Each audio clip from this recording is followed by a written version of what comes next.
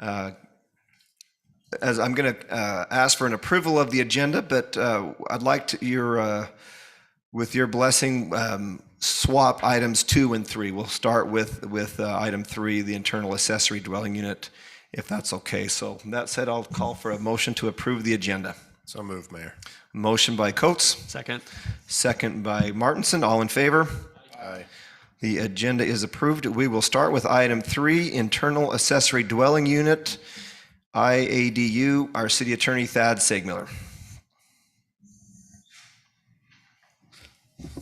Thank you, Mayor and Council. I'm just pulling up the document here with some edits so that you can see it. There we go. So this is one that we met on, I think, a week or 2 weeks ago, talked about some provisions. I just wanted to return and report. I feel like it's ready to come to a regular meeting for passage, but of course, we still are in the realm where any feedback you have tonight we'll incorporate and then bring it back to you.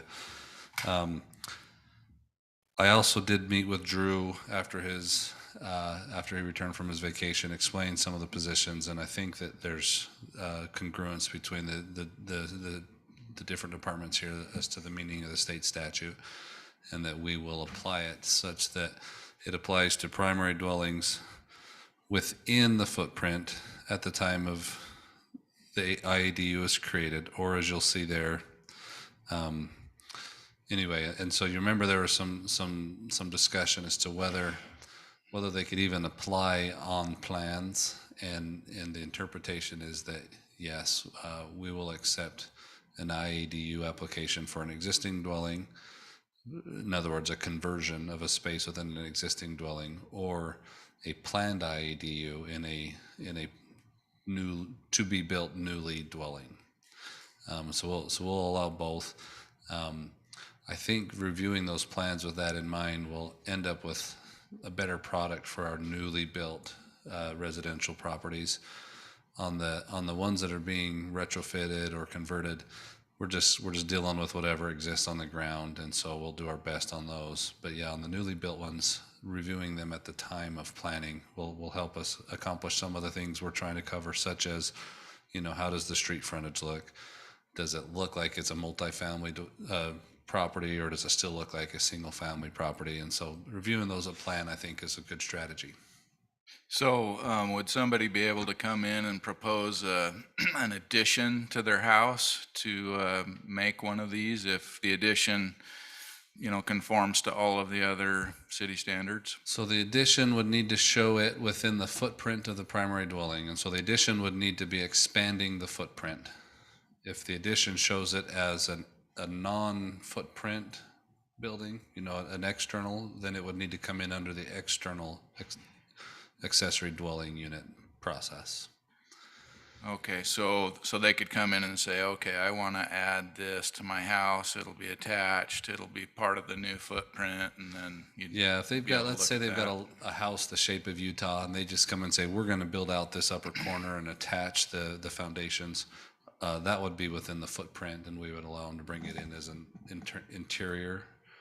But if it was something that was, like Hawaii, and there's a space between the footprint of the original one and the island out here, we would call that an external accessory dwelling unit and treat it accordingly. Perfect.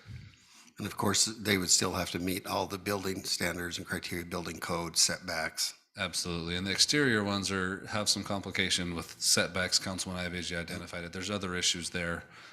Add-ons have issues too. That's why our department reviews them and works with them to get them there. But yeah, this allows an add-on, but the add-on needs to, when it's done, it needs to be within the footprint of the primary dwelling. The footprint language is from state statute. There's just some frailty within that. Footprint is not necessarily an industry term, not necessarily an engineering term. It's really just trying to convey the message of, as long as it's within that footprint, our interpretation is as long as the foundations are and an addition or an add-on can expand the footprint of a primary dwelling. I'm only going through the highlighted areas to show you what we've changed based on our prior discussion. This is the one that talks about, it used to just say a breezeway is not allowed. I changed that language to say shall not be located in detached structures connected only by a roofed passage connecting two separate buildings such as a breezeway. We're trying to really target here a foundation here and a foundation here that they built a roof over to connect them. There needs to be this concept of the footprint and connectivity of the foundations. And if there is a foundation that stretches from one to another and they built kind of an opening passageway, we can look at that and call it the same footprint, right? But if it's a totally separate detached building that's connected just by a truss connected, they're not going to meet our ordinance as I rewrote it here. The second sentence there, exterior doors to the internal accessory dwelling unit shall be located on the primary dwelling, and then this next language is new, so as to avoid the street appearance of multiple entry doors on the primary dwelling's street frontage walls. You remember it had said the front entry and that thing, and so we just wrote it so that it has a street appearance of single family unit. Are we having trouble with that roof? The reason why the roof is in there is the footprint language, and a lot of times there's folks that's how they see them making an add-on be interior. And so we're kind of wrestling with the fact that state law gave us an interior accessory dwelling law and an exterior accessory dwelling law, and we're trying to decide when one becomes exterior and when one becomes interior. I see that as I'm going to call it a loophole for a better rule, but is it that big of a deal? I'm just asking. I think the only time it matters, like if they had space so that their setbacks and everything worked, they could have just as much success with an exterior as an interior. We don't allow either one of them to be nightly rented, and so it's not like one's more favorable than another. It's really just a question. So you're just identifying more of what the difference between the two because we have both ordinances. We have to have both ordinances. The state has both laws, and we're trying to just define what is a footprint and what isn't a footprint. So it's more of a classification on rules if you're using an indoor versus an interior versus an exterior. Yeah, and a lot of the ones that I've reviewed, and I went and drove around and found a few, the nicer ones that have a breezeway, there's the pad extends between those two. The concrete doesn't usually stop. Usually the foundation's all there. They just wanted a passage through for whatever the reason was, design of the landscaping, whatever, right? And so I think the ones that are built well and planned well can make the argument that they're within the footprint. Well, I just was thinking about, I'd seen a neighborhood where I can't live. It's a little above my pay grade, but they literally have a structure that goes across their carport, but it's all one structure. So I just don't want them, because in my mind, that's one structure and it would just be an interior, not. But I'm just bringing that up. No. If we're defining it by a roof line. The thing I like about your point is this problem scenario mostly happens in high-end custom-built homes, right? And so we don't expect it to be a common issue. But if one of those got bought up and somebody was trying to bring a building in that's not connected by a foundation or a footprint, we would consider it under the external accessory dwelling unit process, not the internal. So, looking at the internal versus the external, it seems like as far as using them as dwelling units, am I remembering correctly that on an external, you can only have family living there? Correct. So we need to kind of keep that in mind. So that may be something to look at in the future. So Councilman, I wouldn't be totally surprised if that isn't changed in the future. That was a hot topic when that was passed. Okay. And the way that I remember the floor discussion was that they were going to go and look at that and see if that's a necessary restriction or not. Okay. So it could change. Councilman, I agree with Councilman Ivy's projection. One of the reasons why the legislature is passing laws like this is they feel like our local zoning laws are too restrictive, that one of the ways to fix what a housing crisis, as they call it, is to preempt our zoning laws, which is what these laws have done. And what they've said is your residential zones that were defined as single family primary dwellings now have to allow a secondary dwelling, whether it's interior or exterior. And so because it was state law that was passed by our legislature, we intend to comply with it. That's why we're passing our local ordinances that allow it. And we've added in a few areas, mostly in the fire, health, and safety areas, some standards. But otherwise, we intend to comply with state law. But I agree with Councilman Ivy. I think that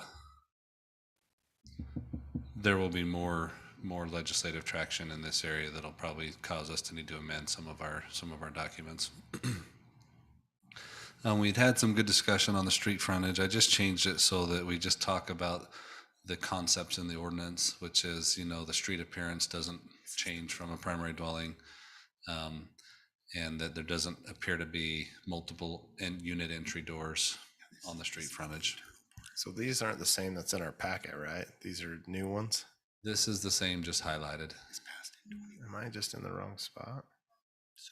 Can I ask a question? This might be for Drew. As far as addressing goes on something like this, is the building the same address, but is there an A or a B, or how does mail work on something like this? We can do it either way.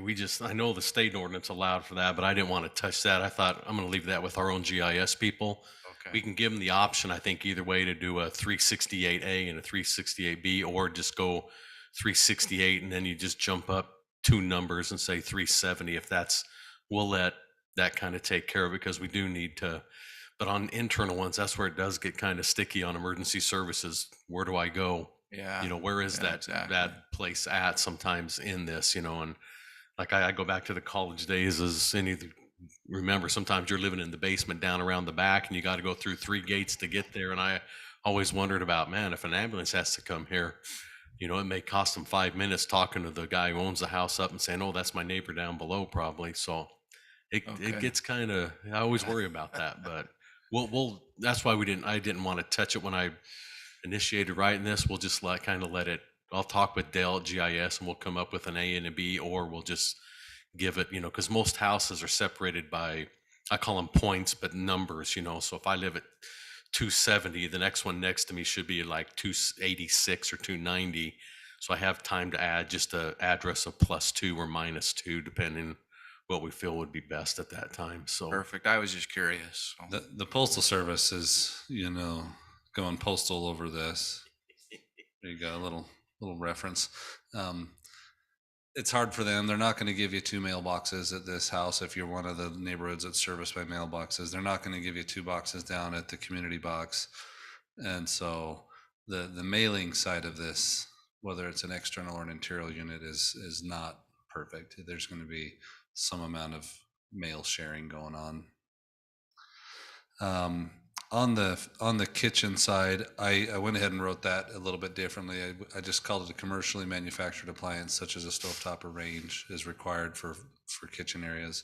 So if they don't design one in, we'll deny it until they do. And I also wanted to be clear on this, because this is a substantial concern, but devices such as hot plates, microwave ovens, and propane grills are not sufficient to meet this standard. So if they have a microwave and a hot plate, we're going to turn them down. We're going to tell them, like, you need a cooking stove that's commercially built. If they have just a microwave, I'll leave that up to our reviewers and decide on the situation. What about an air fryer? My Again, college kids survive on. I'm saying, I know people that use an air fryer and would much rather that than an oven. So, and so I think that it's going to be the look and feel of what they've built out. If they've just got a little mini kitchen, that's all there's space for, and it looks like they've done their best to make it as professional as they can, I would anticipate the reviewer is going to give them a passage. If it's obvious there's a spot for a Coleman grill and they just haven't put it in there yet, I think that they're probably going to get a denial. I did make an amendment here on mobile home. I did a little research here, and the state law has a really nice definition of mobile home, which also includes the other types of homes that are delivered on a vehicle, such as manufactured and whatnot. And I decided that as far as this goes, the state's the one that mentioned the mobile home that allowed us to not allow it in mobile homes.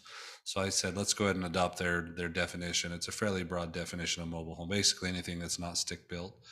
And I think that that's just prudent, because it's hard to retrofit those to be an internal accessory dwelling unit.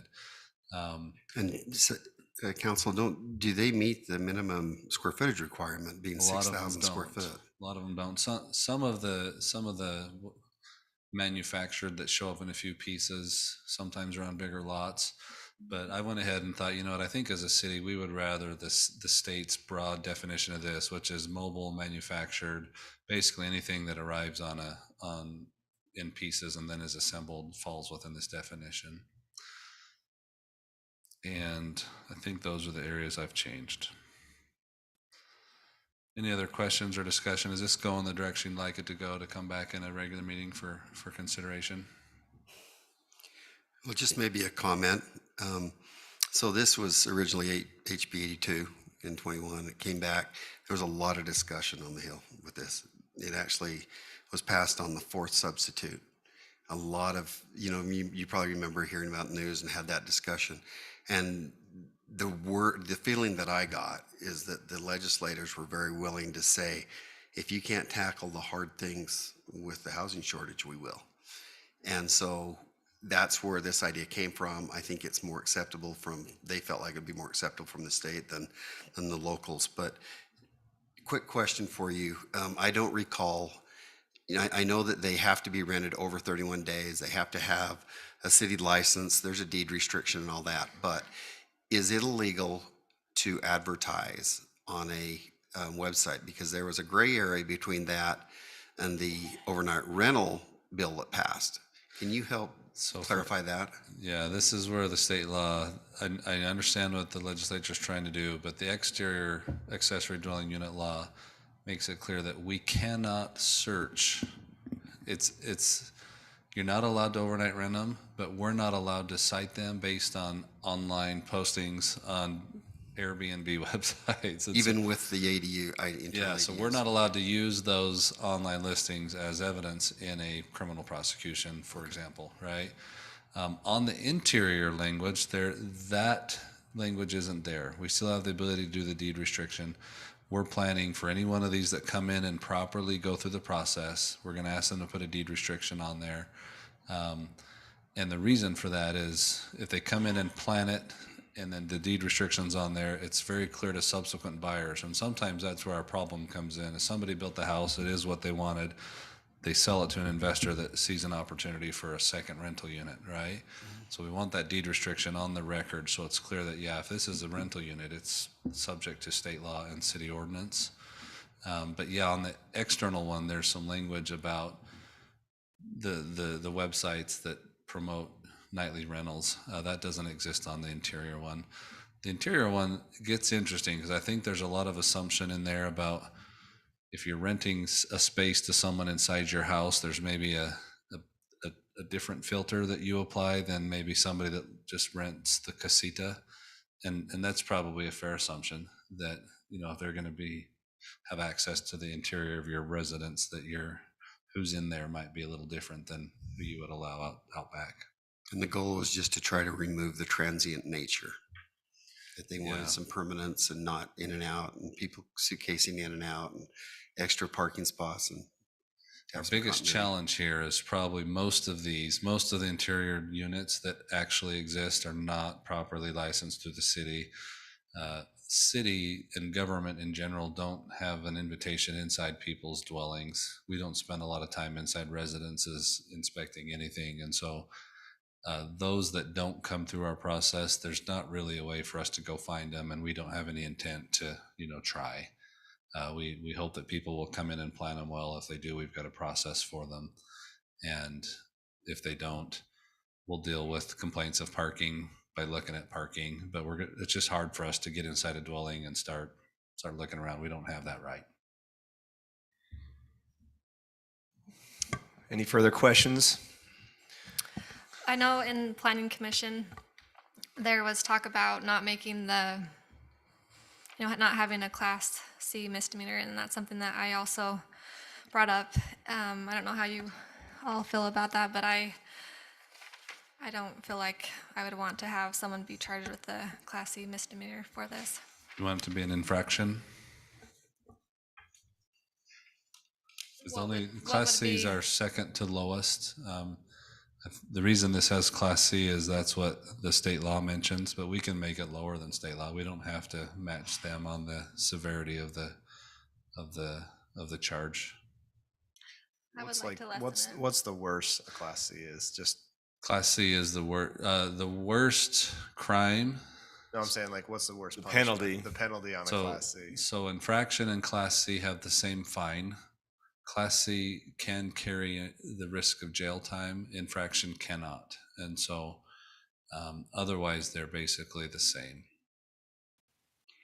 So what's the motivation then to correct if it's just fine? You just have a fine to pay. Then does the fine continue to reoccur? Just be a recurring violation if you don't. So what would this look like if someone were found, I mean, there's been allegations, you go investigate it, you find out, yes, there's a problem, you go and talk to them, just lay it, you can give them a citation the first time as a warning, what does it look like? And then if you just address that the city then would be able to put a lien, if there is a found violation, it'd be able to lien. Yeah. So if you just. Yeah, so the lien process is statutory. If there is a violation, we have to give them a notice. There's a hearing. There's a whole statutory process that's built in, and then we could record a lien against the property. I don't like the word lien because most liens have a financial element to it. We don't get to lien any money out of them. If the house closes in a sale, our lien doesn't have any payment. Basically, it just puts property owners on notice that there's a non-compliant interior accessory dwelling unit at this address. If they were to be prosecuted, there would be an investigation. We'd probably need a tenant that comes and says, I'm a nightly renter in that house, right? We'd need a witness that's that good. And so I don't see this being a category that has much prosecution unless there's somebody that's that good of that clear of a witness. Government's not allowed inside of dwellings unless we've got a warrant, and no court's going to give us a warrant to go look around and see how the rental situation is in there for bedrooms, right? And so unless we've got a good factual evidentiary basis, there's probably not going to be any prosecution. So what would the circumstance need to be to rise to a level of receiving a citation? Because I'm in hopes that what we do is sometimes it's just education. We let people know that there's something going on, maybe they weren't aware, and we work within helping them. But what would rise to the level that you'd want to give a Class 3 or Class C misdemeanor to someone? What would that look like? So in this scenario, the only predictable is we don't have any staff that go around looking for these situations. So it would be complaint driven. We'd receive a complaint from some other citizen. Hey, there's parking everywhere. There's people living in there. And then we would put it in our queue and we'd go investigate, talk with who we can talk with and see what's built. If that investigation produces, substantiated evidence and issues, our code enforcement right now goes and meets with them and tries to correct without any citation, asks them, invites them to come into compliance. If that compliance was not achieved and if the neighbor kept complaining, the next step would be a citation. At that point, the citation would carry the severity that's listed in the ordinance. And so we can make that a Class C or an infraction. Either one's fine. If I may just add to that, just being 28 years in the business, usually you do try 2 or 3 times to work with the property owner. Ask them, hey, here's what the code is. This is why. Please don't do this, or bring this up to this point and you'll be fine. You usually try to work with them. It's not like we just find a problem and go write citations. That's what people sometimes thinks happen. But with cities, they usually try 2 or 3 times to get the property owner. So it's usually the person ends up with that citation as they're being obstinate about it and just, in your face saying, well, the type of person, I hope that you know what I'm talking about. They're just going to just be totally against you and fight everything about it. That's usually the ones that'll end up with the citation because they're just, I'm going to do whatever I want attitude, and you can't tell me what I can do and can't do. I know in our court, when these citations get to that level, the prosecutor and the judge basically say, look, we'll give you 60 days to come into compliance, and if you will, we'll dismiss the charge.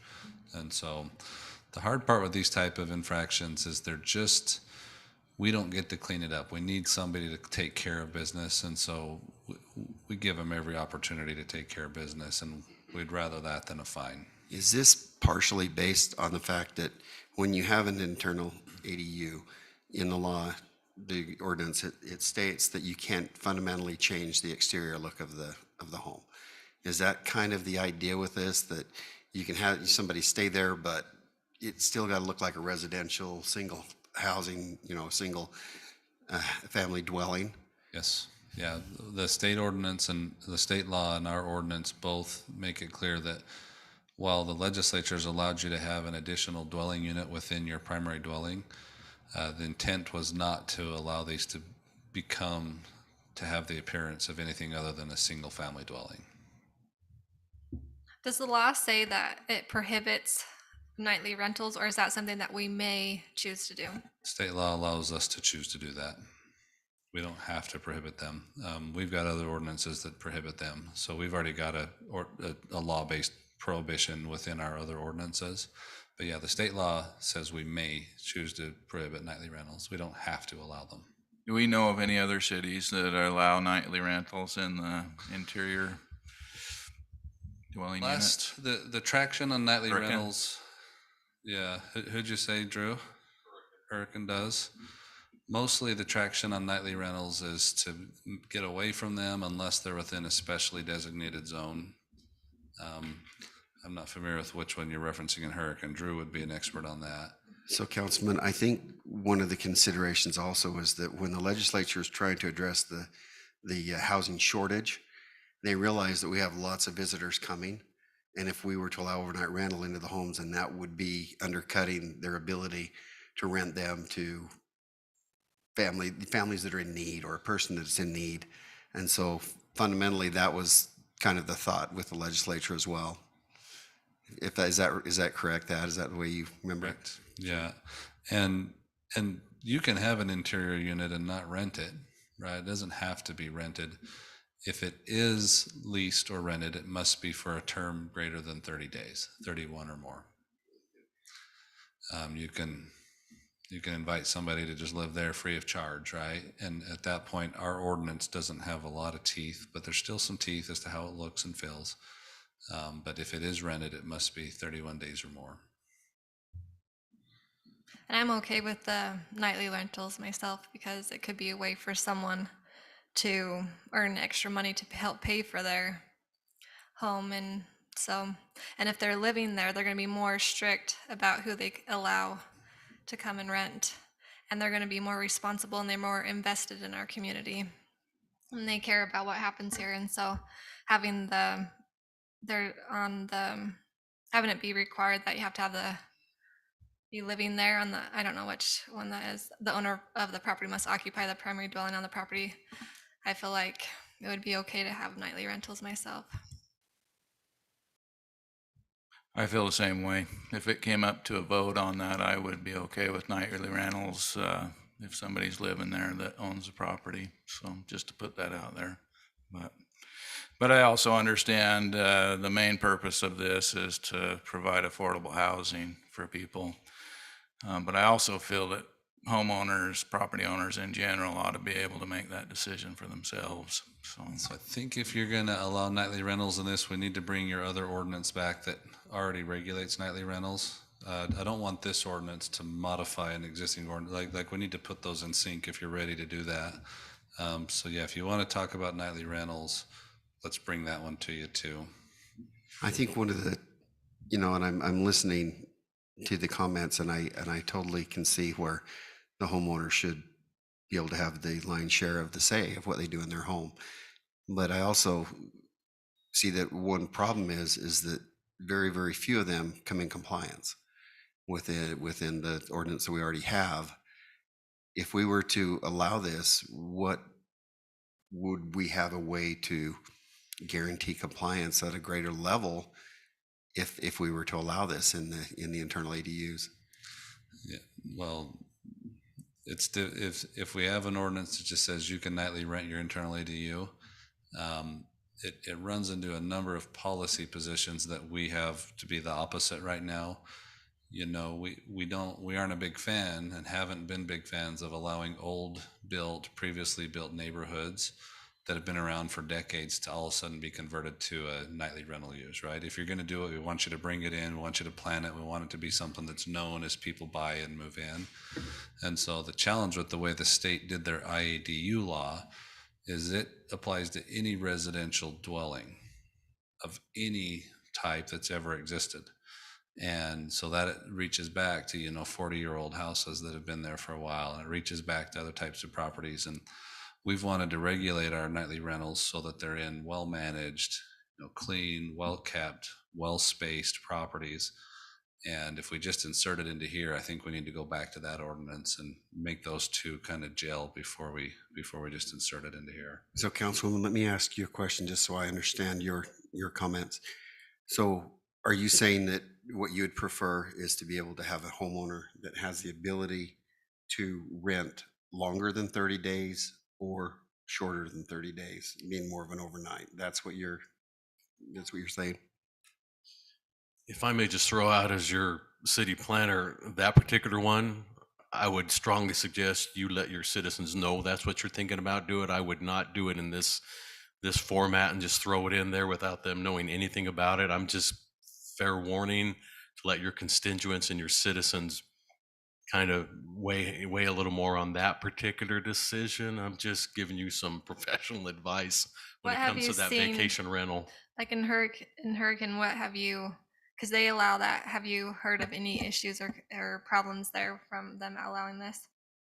No, but again, I try to stay out of my Hurricane City stuff because I work here, or else I'd be at every city council meeting telling, lots of things like you have people, and I don't want to be that guy in Hurricane City. But I do know there are people that aren't real thrilled about it that, I've got 3 of them right around me right now and 2 of them being built, and the neighbors are all, they won't go to that person and say anything because that's how people are, right? You don't go tell them, but the word's getting around. That's just in my little neck of the woods, let alone, I know so if it's happening there, it's happening everywhere. The neighbors were like, I'm not real thrilled about this. And they don't have any choice. I think that's good counsel, because that's a topic that needs a lot of deep discussion and thought. But I like this. I like the changes that are made. I'm prepared to, vote on this, when it comes time later on today or whatever we do. But I would like to revisit the external units and maybe take a look and see if we can adjust that a little bit and, have people other than family members rent those. And I would like to maybe have some conversation about nightly rentals. And like Drew said, that's wise counsel. I think that's something that we need to have some public input on. Okay, so on the internal accessory dwelling units, we need to get an ordinance passed to comply with state law. So if we can keep this one narrow, and then we can bring back a future work session, and this isn't on tonight's agenda for the regular meeting, we'd put it on the next regular meeting for consideration. But then we could just have a good work session. No, Is it on tonight? Okay, so it is on tonight. Yeah, it's item 7C tonight. Okay. So So I Mr. overlooked Segner, that. before we go too far from that, I like Councilman Henderson's comments. Do we have the ability within the way the legislature wrote that ordinance that we can allow other than family members to stay in it? Is that our choice within the city You mean for external? for external? Yes. Okay. Yeah, that was a Washington City detail. And again, just my advisory, I'd probably go back and change that now. If you're allowing people to have internal ones, these external ones should have the same, because they're being held at a, kind of a hostage just because it's outside. We wrote that one knowing that time would change. And if it helps the housing shortage, and stuff, I think we ought to, if you want and give that directive, I think that and I can go in and get that one moving right away, get the the detached ones, take that clause off of that. It won't take that much. It's one sentence we're going to delete basically on that, but we'll still hold the deed restriction, only again one per, on the lot. We won't let them have an internal and an external and still live there. I think that's too much, but all the external ones will go back and just to let you know, there haven't been that many built. I was really surprised we didn't get more people coming in and taking advantage of that. It surprised me. I'm not surprised. There's not enough room on your lots to do it. That's true, because the way we build down here, everybody maxes out that footprint, and there really isn't much room. There's not too So, many properties out there that can do it in Yeah. our town. That is true. And the old properties are already filled with RVs, so We can't do they're that. already occupied. Well, some of them have tarps and ropes as well. City manager, do you have something to add? This change would put the two on par. If you change the family member restriction, external and internal would be on par at that point.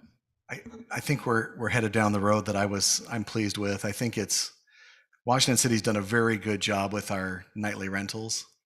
And I think that any change to that, we want to go really slowly, like Drew said, and really look at that, because you have a lot of residents who call all the time to find out if their area has nightly rental overlay, and they've made investment based on the fact that it hasn't. So, and it's a little bit tricky to decide if that homeowner actually lives there or not. That's another thing that, I agree that if they live there, it's a much better situation, but it's one of those tricky things with enforcement. So I think we go really slowly, because we've done a great job. Every new nightly rental that we add potentially takes out an affordable dwelling as well that somebody could use. And so you can always make a lot more renting it nightly. Just considerations. I totally understand the idea of allowing people to make choices with their property, but we want to make sure we go slow on that. Yeah, and just to add to what Jeremy said, in my conferences and trainings this summer, once it's nightly rental designated, it changes the nature of the buyers. That's where the institutional and investor buyers are soaking those up as a business opportunity, and that's where scarcity of housing is actually worsened. And so I don't have a legislative position as which one we should do, but I know that in our nightly rental overlay zones, there's not many individual owners in those. It's mostly institutionally owned and rented properties on a business type cycle. Okay. Council, you've heard from our city attorney and staff on interior accessory dwelling units. That will be on our agenda for voting on tonight. Is everyone comfortable with moving forward with the changes based on the comments from our last work session and presentation I just wanted today? to know what the council thinks about keeping it as a Class C misdemeanor or having it reduced. What would you want it reduced? I think it would be better too. We could make it an infraction. I'm okay with either one. I'm fine with that if that makes you more comfortable, because I don't see a big difference, and we're not imposing the jail time or whatever anyways. Typically, you'd have to be really. Our courts and our prosecutor aren't going to seek jail time on this, and so yeah, that's not a penalty we would ever seek, and so Then I would recommend that we go with Councilwoman's recommendations. I'll make those edits. Great. So those edits will be made before the regular meeting here in a few hours. And Councilmember Henderson, your comments are duly noted on the external dwelling unit. And I agree that the nightly rentals is a little bit bigger discussion, but really appreciate your work on this item. Okay, we'll move back to item number 2 here. We're bringing this right to the council. A lot of times on land use, we go through planning commission first, but this is something that I really appreciated the feedback from the council, who took feedback from residents here on an issue that's kind of surfaced a few times over the years, and that's on open space. So I know our community development director, Drew Ellerman, has been preparing to share some ideas and ways to approach that. And so I'll let you present to the council now, Drew. Okay, I kind of want to just leave this a lot open of discussion and see what your feelings are. Because again, I go and look and I start doing research on this, and every city has open space designations. I've worked in 3 cities now. This is not uncommon in every city. A neighbor will come up and say, well, I looked on your map and open space is supposed to be forever and eternal. And you try to explain to them, well, it's not. In many cases, cities do use them as a holding place, a place to wait to see what time or development will drive it to. Because again, you can plan for something on a particular corner, and then 10 years from now, that's not where that development and desire went with the city. And now it's 2.5 miles up this way or 4 blocks that way. And so it's been a problem in every city. And I don't know if I call it a problem, but it does pop up every now and then. Well, I think, and the reason why I think that some of the council, asked for this to come back around is because it can be misleading to residents who look at the map and they see open space and they think that and I recognize that's often just a holding spot for it, but is there a better definition? Is there a better way that takes less time and effort to explain? So City of St. George, years ago, went back and designated everything that they weren't dedicating open space to R110. So they just blanketly said, anything that we plan development, it's all R110. That way, No matter where in the city. no matter, no. So they identified their commercial, but if the ones that were open space that they just didn't know, they just said it's R110. I don't think we should do that. I think we should say not determined. Not Well, determined. our general plan does that now. I was just going to keep going. I'm going to zoom But down. I'm just in saying here. is that it should say not determined, and then the zone. I mean, how do we go and rezone it? Because the general plan is what we need to update in my mind, but the zone is what the current zone is, unless we go in and do a official zone change on all these. If you go in and rezone it, then you have to go through that whole process, but you could change the name of the open space zone Well, I to just something else. I work in a lot of jurisdictions, and I'm going through this on one where, people want to leave it open space, right? So we have this group that wants to leave everything open space, but the town doesn't own the property, and the people who own the property have the right to zone it what they want. Now it's hard when you have a BLM piece that you're going up against, and it says open space, and they see that it's BLM, and then all of a sudden the BLM auctions it off, and it's all of a sudden can be residential or commercial or whatever. And I would be frustrated because I would think if it's BLM, it says open space in the zone map, we're set. We're buying this property. You guarantee the real estate agents are going to say, you're right up to BLM. Or be developed. You're going to have open space forever. We just need to say not determined, in my mind, not determined from now on all the open space areas. Now the zone aspect, I don't know how. Do you put like in parentheses future development or something on open space? Unless they're physically, we should have an allocation for open space that is designated permanently open space, or areas we want to be open space. But I don't know that we've ever designated them that way. But we could moving forward Well, if somebody chose to. We have the pieces against Washington Parkway that when that plat was recorded, those are deed restricted open space. So those are officially open space and can't be developed on those without other things happening. I'm just saying that's one example of one. And if there's other areas that say it's a hillside that shouldn't be developed because it's way up in the hills above subdivisions, and we know it's going to be open space forever, or a development comes in, owns the hillside, and they're like, we're going to deed that over. We're going to designate that as open space. We've done that in developments that I've worked on where everything on the hillside, it wasn't deeded over to the city because the city didn't want to maintain it and manage it, but it was zoned open space, and then they got credit for down in their subdivision. And in that case, it shouldn't change. It should be won't locked in. Yeah. But for tonight, our more immediate concerns tonight is to just clarify that open space on our map doesn't mean that it's going to be open space into perpetuity. It's just, we need to, if I'm understanding this right, we just need to designate it as not determined or yet to be determined, or so that people realize that when they look at the map and they buy a parcel or a house, that behind them it says open space, that can change. And then we can look at this going forward. But tonight, Drew, is the goal just to kind of clarify that we need to make adjustment to open space and clarify that point out. Yeah, that's why I wanted to, I know this was put on, and I just, so I didn't know if we were talking about general plan or the zoning map, because in the general plan, when we updated in 2017-18, I think you were on the planning commission and you probably remember this, we came back and hit some areas. This is one of them right here. The NYD was created by the city council in that general plan amendment. And we put in there, we went through quickly because we were under a time crunch and thought about all the big areas that we knew were going to be developed. We put them in NYD in the general plan, not yet determined. But we left a lot of these peaks you can see that are this darker green, the open space. Now, I guarantee you that we missed one or two because I'm going to put my arrow on one right now. That arrow right there, right on 3650, to the south of it, you just approved for where the new Star Nursery is going in. There's a 2.5 acre piece right next to the mayor's piece of land that's general planned open space, but that one got missed. I can't see any reason why we would not build on that lot. You all know, I think, roughly where I'm talking about. It's right off of the future interchange. And that one should not be left, that one should have been an NYD, but it was so small it didn't get caught.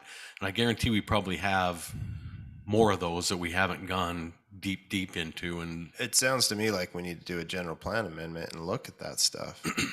It's been since 2017. I'm just, my concern is now we have not yet determined, and then you have open space. And so now you have classified the areas that aren't determined and classified which ones are open space. So you can't fall back and say, oh, we just weren't sure, so we left it open space. It just causes more of an issue in my mind. well, that's why we need to have more time to go and dive into every single one of those. And we probably should go out and do site visits on every single one of these open space areas and determine as a council which ones you want to protect, which ones you say are open for future development. So you've got the general plan map pulled up right now. Yes, this is general So, plan. so now let's keep that same area because we just worked with the Star Nursery project. Now let's bring up the zoning map.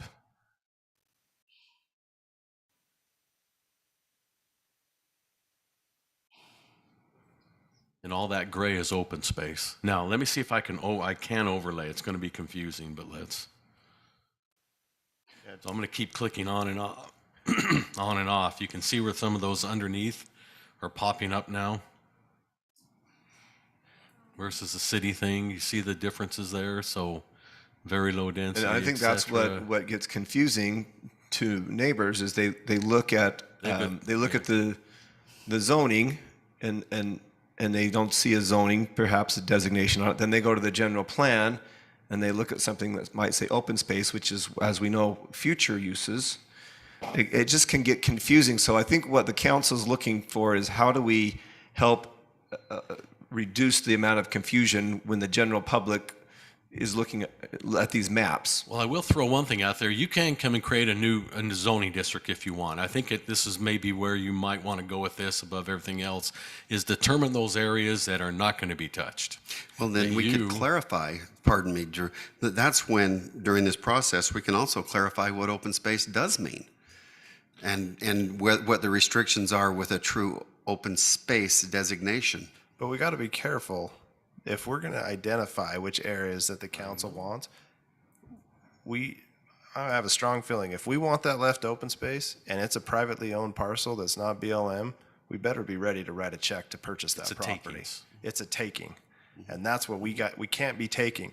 Now, if we can do it in the general plan and say this is generally what we want here, but we can't be going on the zone map and saying this is open space and defining an open space and a zone, because that's their vested right. We can't go take that away from them. So we just got to be careful. So still the yet to be determined designation would work well, even within private parcels that are open now, or they're yet to be determined. But here's the other question then. So if we call it not yet be determined, so if you come in and you're like, oh great, my parcel's on not yet determined, do I have to go do a general plan and a zone, or can I just come in for the zone I want? Because that's what the point of our general plan is this is what we want. Yeah, That's what we had that discussion when we did this. it doesn't give Is you much what it's going to be. direction, does it? And to be honest with you, because if you go to my not yet determined in your general plan, it won't have zones that are available in it. And I don't think you want to put them in there. And a lot of our codes, like our PUD codes, reference the percentage of dwelling units you can have based on the general plan. So if you propose so many density, you can't go over what the general plan is. And if it's not yet determined, is that open-ended? Is it not? Well, right now, your PUD general plan doesn't have a density attached to it. I know it doesn't, Yeah. but it references the general plan. Well, but it's in the general plan now. So when we created a PUD in the general plan, but we didn't put density. So that's what No, what I'm talking about is in the code, if it gives the council a privilege to go above the general plan density. So say it's medium density, it's 12 to whatever. 7 to 12, yeah. 7 to 12. You can go up above that 25% based on the general plan. But if it says not yet determined, there's nothing to base that off of. No, I'm saying that there is a category now in the general plan that you can call it PUD, general planned PUD. And we didn't put densities in that. We left that open. That was a discussion back at that time when they decided to do that as a council. I told them they shouldn't go with the general plan designation doing that, but they wanted to do that. And it ended up going in, but they didn't want to put any densities So on it. would you require a general plan amendment before a zoning then? If a property owner came in on a not yet determined general planned parcel? Right now, I'd have to. Have to. Not that I want to, but I think that would be a have to, because there is no categories in that one. So, Mr. Segmiller, would you say a word about vesting when we're talking about these terms yet to be determined, open space, the vesting interest in those designations? Would you just speak to that? Yes, there's no vesting right in a map that the city produces. The vesting comes from legislative action granted by this body, and we can produce a map and we do it for public information, but there's no vesting in what we put on maps. That's just our best effort to. So without vesting, so this is just really points of clarification On the general plan, though, in the general plan. Yeah, if we go to the zoning, that is what their current vesting that's is. vested. Yeah. In theory, our zoning map reflects council actions. Yeah. Now, it's possible we make an error that gives a zoning designation that never was approved. Does That that would show not- council action and council non-action, or just action? What do you mean by non-action? We haven't determined it yet. Yeah, so that's, That's a I good think, clarification. I that's your think. discussion tonight, which is, if it has no zone designation, how should we report it, right? So maybe that's more on the zoning. Go ahead, Councilman. It seems to me that it's just simply that word or phrase, open space, that's confusing people. And so can we just pick a different word tonight to replace that? I mean, I don't think we need to go into all the details other than what's another word for open space that's not as confusing Need to to. the general public. It's as simple as that to me. Because open space isn't a zone that you can build on. So they would have to come in and get it rezoned. So if all we did is we said, I think it's the zoning that confuses people. When they go to the zoning map and they say it's zoned open space, they're thinking that's a council action that said it will never be built on. So that's the confusion.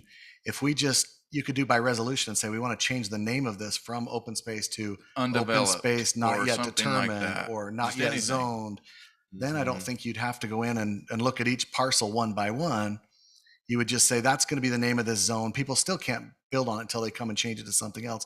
But at least the map would say, would be more clear for people. And that would be easily It's just a accomplished simple by name change. a That's it. statement of Just- clarification.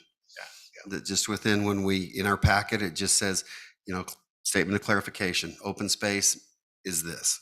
It doesn't. What I like about this approach too is that it allows our general plan to continue to be the roadmap for going forward. But as people reference the actual zoning, they don't feel like there's an open space vesting, for lack of a better term, right? We're clarifying what that means. It's not actually zoned. It's not actually intended to be open space forever. Because if just from a real estate perspective, if a realtor and a client are looking at a piece of property and they're looking at all the zoning, open space, in their mind, if they have never done anything like this, they're thinking that's open space forever, like a national park. So all we really need to do, we don't have to change all the particulars and all the rules, just change that phrase to something else so that it doesn't put that picture in their mind. And could we legally have GIS go in and just change open space to not yet determined? Is that something that we can do without a? Well, I think we'd have to make an amendment. We'd have to go to our zoning regulations and amend our current open space district and call it not, I'm fine with calling it not yet determined. Here's the permitted uses in the not yet determined. Leave all that Is that exactly the confusing same. Are though you with all the right general me with plan that? designation? I wouldn't And we put just- permitted uses. Hold on, I wouldn't put permitted uses, not yet I determined. wouldn't list that. No matter what, you got to come back and get your zoning. It's not yet. Then we're talking about two different zones then. I almost call I it don't- rather than open space not zoned, because technically it's never applied for a zoning. But if it's not zoned, then you're saying you can't do anything on it. And people should have at least a minimum permitted that's- use. But not yet determined is just, it's all open-ended right now. Does open space have permitted uses? Open space has permitted uses. But nobody's applied for a zoning typically on an No, open but space. when you own an open place, you can use it for agricultural, or you can use it for animal raising. You So can it's actually the, put it's the in default zone. Yeah, but at least it has some permitted uses where if you don't give it anything, then if someone goes and tries to start putting animals on it, you say, sorry, you can't do that. Then they can What apply. do you mean? Hold on, but then they Yeah. can apply for an agricultural. We have zones that they can apply for already. Or Drew, are you saying that if we change it to not yet determined, we have to give those same considerations that are currently under open space right now? You don't For have to. agriculture and You know, for- you don't. I'm not saying you have to, but I'm saying that you got to allow it. I'm not saying you have to, but I would strongly recommend. I've never been anywhere that doesn't have, at least on their lowest of their zoning, which is generally open space in every city. They allow them the minimal of things to do on it. At least, you know, the people have to know what they can or can't do. Let me You need read a you, thesaurus. let me read you what it are they called? says. Thesauruses? So what's another word for open space to make this simple? Yeah, let me read Well, I you what looked it, at I just different like s- unzoned. Well, I looked at Councilman. different cities, and some cities just have like what we have, like A-1, and then they'd have to like, oh, what's A-1? They have to go and look it up, and so it's just kind of assigned, you know, some letter and number, and then you have to go see what it is, rather than, you know, like what you said, open space. Oh, it's open space, and so just like you have to look up every other number. I think we should call it DREW. So And then they have to go look it up. Drew, can you explain to me why it's defaulting to open space when I've applied for no zoning, but somebody could apply for open space zoning and have permitted uses? Don't review everything, whatever the W. So that- Councilman, I did bring up the synonyms for open space, and there's really nothing usable. You know, forecourt, courtyard, public space, foyer, entrance. They're just, yeah, you know, it's. the challenge with Make it easy. adopting a zone designation that allows nothing is then it starts to say it's a taking, right? So we need to allow something. Currently in our open space definitions, it says the purpose is minimize flooding, erosion, and environmental hazards, protect natural scenic areas not suitable for development, promote the well-being and present and future residents of the city. And then the uses, it says in open space zone, no property shall be used and no building erected except for these things: airport, cemetery, emergency equipment routes, livestock grazing, public or private recreational facilities, public utilities and transmission lines, and then agriculture. And so Drew and I would, if we're going to change the title to open space, what we'd prefer is just make this zone the blank zone. And then we can make any small tweaks that you want to make at that time. But the idea is this is basically an area that's not supposed to be built on, not supposed to be planned until it gets zoned. Which we could call it default zone, because that's what it is. If the zoning if it doesn't have an applied for zone, then it defaults to open space, which allows this. Maybe you just call it default. I don't know. Or just not yet Just need to determined clarify it. sometime, or, you know, I think just that people Take know out the that confusion. not yet, yeah. Because at least it says at a future time it can and probably will change. Maybe we even write that in there, that this zone is intended, you know, until the best. What's that term we always use? You know, of zoning, it's Highest the and best It use. should say it's a use for that placeholder. area. This is a placeholder until future zone applications are applied for. Okay, so council, do you want staff to mull on this a little bit and bring it back to us in a work session, or do you want us to send it down to the plan commission and let them chew on it for a little bit? I think send it to planning. I think we want just a different naming, and then Okay, and that'll we can give them work some on how- time to work on it and Let's do send their it down role. to- We'll bring planning commission an ordinance amendment. We'll give staff's favorite recommendation on naming. Sometimes the hardest part of things is choosing a name. Yeah. But we'll bring the ordinance with the name that staff recommends, and then we'll let. It's true. Let's hold the contest. You get a free DREW. membership at the community center if you come up with a new name. DREW, we already decided, right? DRU, how's that? We'll just then it won't be tied so much to me. Okay, good discussion. We'll move along to item number 4, which is just another, you know, we've had some recent projects where parking's been a big discussion. Appreciate council feedback to say, well, if we're going to have this much pushback on parking, you know, why don't we discuss it? So we are now going to discuss multifamily residential parking. And looks like we have a handout now here. So Drew, if you want to, do you want to present on this? So Yeah. give us a little bit of a basis, and then we'll open up for discussion. Yeah, it was actually the day after you talked about this on that last approval. I went in and just thought, something just came to me, and I thought, we'll try to make this simple.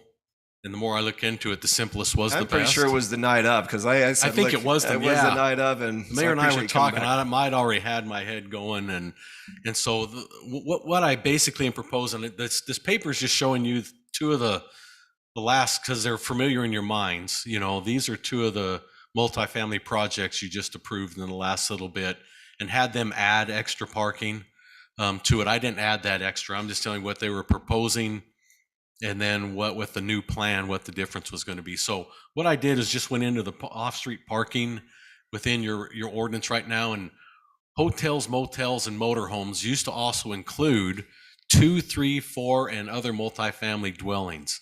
That was in that category, and that's the one that kind of hurt us, I think. And this is going to help. Where it used to be, that's where the 1.1 parking came from, was out of there. I just decided, because I started looking at just life and people, and even a 1-bedroom apartment has a couple in it generally, and they both have 2 vehicles. It's uncommon. I'm not saying that there are people who just have 1 vehicle nowadays, but on the average, I took, because some people then, getting into a 3 and 4 bedroom unit, some cities add numbers onto that. So I try to keep things average in and average out. Things wash over time, and in all the years I've been doing this. So my proposal is, I just took where it used to be single family in your code right now, we add 2, 3, 4, or other multifamily dwellings. And basically our city just says for every living unit, dwelling unit, two cars, 2 parking stalls are required right off the top. Okay, so then we just keep it, again, simple. So can we, this is for discussion, yes. I know. I'm just telling you right now. I read this and it's confusing. The way we have it laid out, I think we can make it simpler.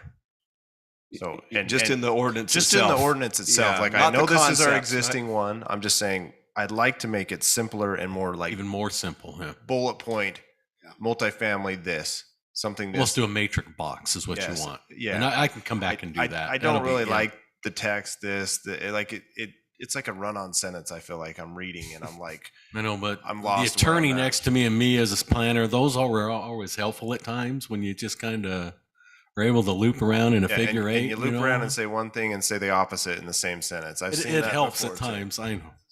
So I'm just saying that, but continue on. Okay, so, but I think we all, I hope we just to come to the agreement that every unit, is going to be a minimum of 2. And just to give you, so that's why I kind of gave you this parking comparisons, just of the last 2 multifamily, this is what the difference would be. Going to the Turner project, the one that's the old mobile home by the Coles building there. The proposal was 58 1-bedroom, 122 2-bedroom, and so that equivalent with what the code is now. At one point would have been 64, then the 2-bedroom would have been 244, and then the visitor parking at that time was 1.35. For every 3.5 units, you got to provide a visitor parking. That averaged or put down to 52 for a total of 360. I think you had them add 18 or 20 new ones along. You remember they were complaining about, and they were able to do it. It all worked out. But with the new proposal, this is what it would have been with those same 58 units would have been 116, maintain the 244. The visitor parking, I'm dropping down. If you look into the ordinance I'm proposing is 2.5, which is very consistent with the other cities around us. I will let you know when I started here, it was 1 per 5. That's what caused all of our problems when I go to the Bluffview Townhome, etc. All the problem areas we have is, I think that visitor parking hurt us. Hold on. So you're saying, so on the bedroom, on the 1.5, I guess I'm lost on what you were saying there. No, I was just saying when the visitor parking, The visitor parking is Yeah. 1 per. right now is at 1.3. For every 3.5 units, you have to provide one parking stall. So, but now I'm proposing for every 2.5 units, you have to have 1. Okay. So you can see in the first example, at the 3.5, it was 52. When you go to the new 2.5, it's 72. And that's consistent with the other. With a lot of other cities, yeah. Most of them were some of them were at 2.25, 2.5. One was at 1.3, I think was and so we're actually at 3.5. People are looking at us, we're going to go to Washington. I don't have to have as many. So, but I'm just letting you know, when I started, it was at 1 per 5 units. So Drew, these are just single car spaces, no single consideration for car, like yeah, RV or and they can be pull-throughs. varied up into a garage, carport, whatever. This is just the number of parking stalls that's required. And that's really what it comes down to, whether what's around it or not, just where they park, right? See, and that's where I'm struggling with the garage Because it's a storage unit. because it's a storage unit in these townhomes. But I'm just struggling on how we deal with it because not everyone is using them as storage unit, but some people are. So I'm just throwing that out there. That's where this might help offset a lot of those problems now that we're requiring more visitor parking because that's where this visitor parking, I think, is helping on those assumptions that some are going to be used this way. So, so the difference, again, let's just turn back and we'll have more discussion. So the Turner project was a requirement of 360. The new proposal would have been 432 with a difference of 72 more parking stalls. Same development. What did they end up having? Because they had more. They ended up you required them to put in, I think, 20 more. So it was 380. That's all If they could get that, and they may or may not have gotten those Yeah. additional they 20. were able to hit it. We did find out. We worked with them, and they worked with the Public Works on that the one area we slope. talked about. And it isn't a slope. There is actually a retaining wall there. The property, so they can put them there. Yeah. So, Councilman, there were quite a few cities that dealt with that by talking about tandem parking. So anywhere you had tandem parking, they didn't count the second parking stall. So if you had to move your car out of the way to get someone else in, either a garage or just tandem parking in general, then they figured that people probably wouldn't do that. They'd either keep stuff in the garage or they would only park 2 cars there. And so they just took that out of the calculation. So there's a lot of ways you can look at it, but that's what some cities did. And what they're requiring them to do, and that's why you'll notice a lot in the last couple of projects that I've always made sure that driveway is at least 18 feet wide. Well, why? Because sometimes it's a single car garage, but again, it gets rid of the tandem thing and it allows for at least an offset to be out there. Does that make sense on that? So you have at least 2 of them parked in that driveway, even though we don't allow the tandem. Even 18 feet wide, It's tight. But that's a parking. I know. I'm just saying. I'm all with you. I agree Yeah. with you, and I'm not. Yeah. I'm not trying to widen more than the 18. I drive through a townhome. The townhome right by my house now. I drive through it every day, and I'm just watching. And there's people that park in the garage, and they do the tandem, and it works good. They have 2 big old trucks that are parked in the driveway, and their cars parked in the garage, but they do it, and they're off the street. Yeah. So, but are they getting 2 in that 2-car garage? No. Can I get 2 cars in my 2-car garage? No. Those Not dang with your kids- truck. Oh, yes. I'm glad you said it. Yeah. Oh, it's the boat that's the problem. No, but my kids fill up the rest of the half of that 2-car garage. All the So- bikes and everything else. So I'm yeah. just saying, but we have to find this medium of affordability too, right? Right. But this shows that we've been under on our parking compared to even the adjacent municipalities. Well, we were all equal when we started, and they've slowly evolved where we're heading. I think St. George is about 1 per 3 units, if I understand.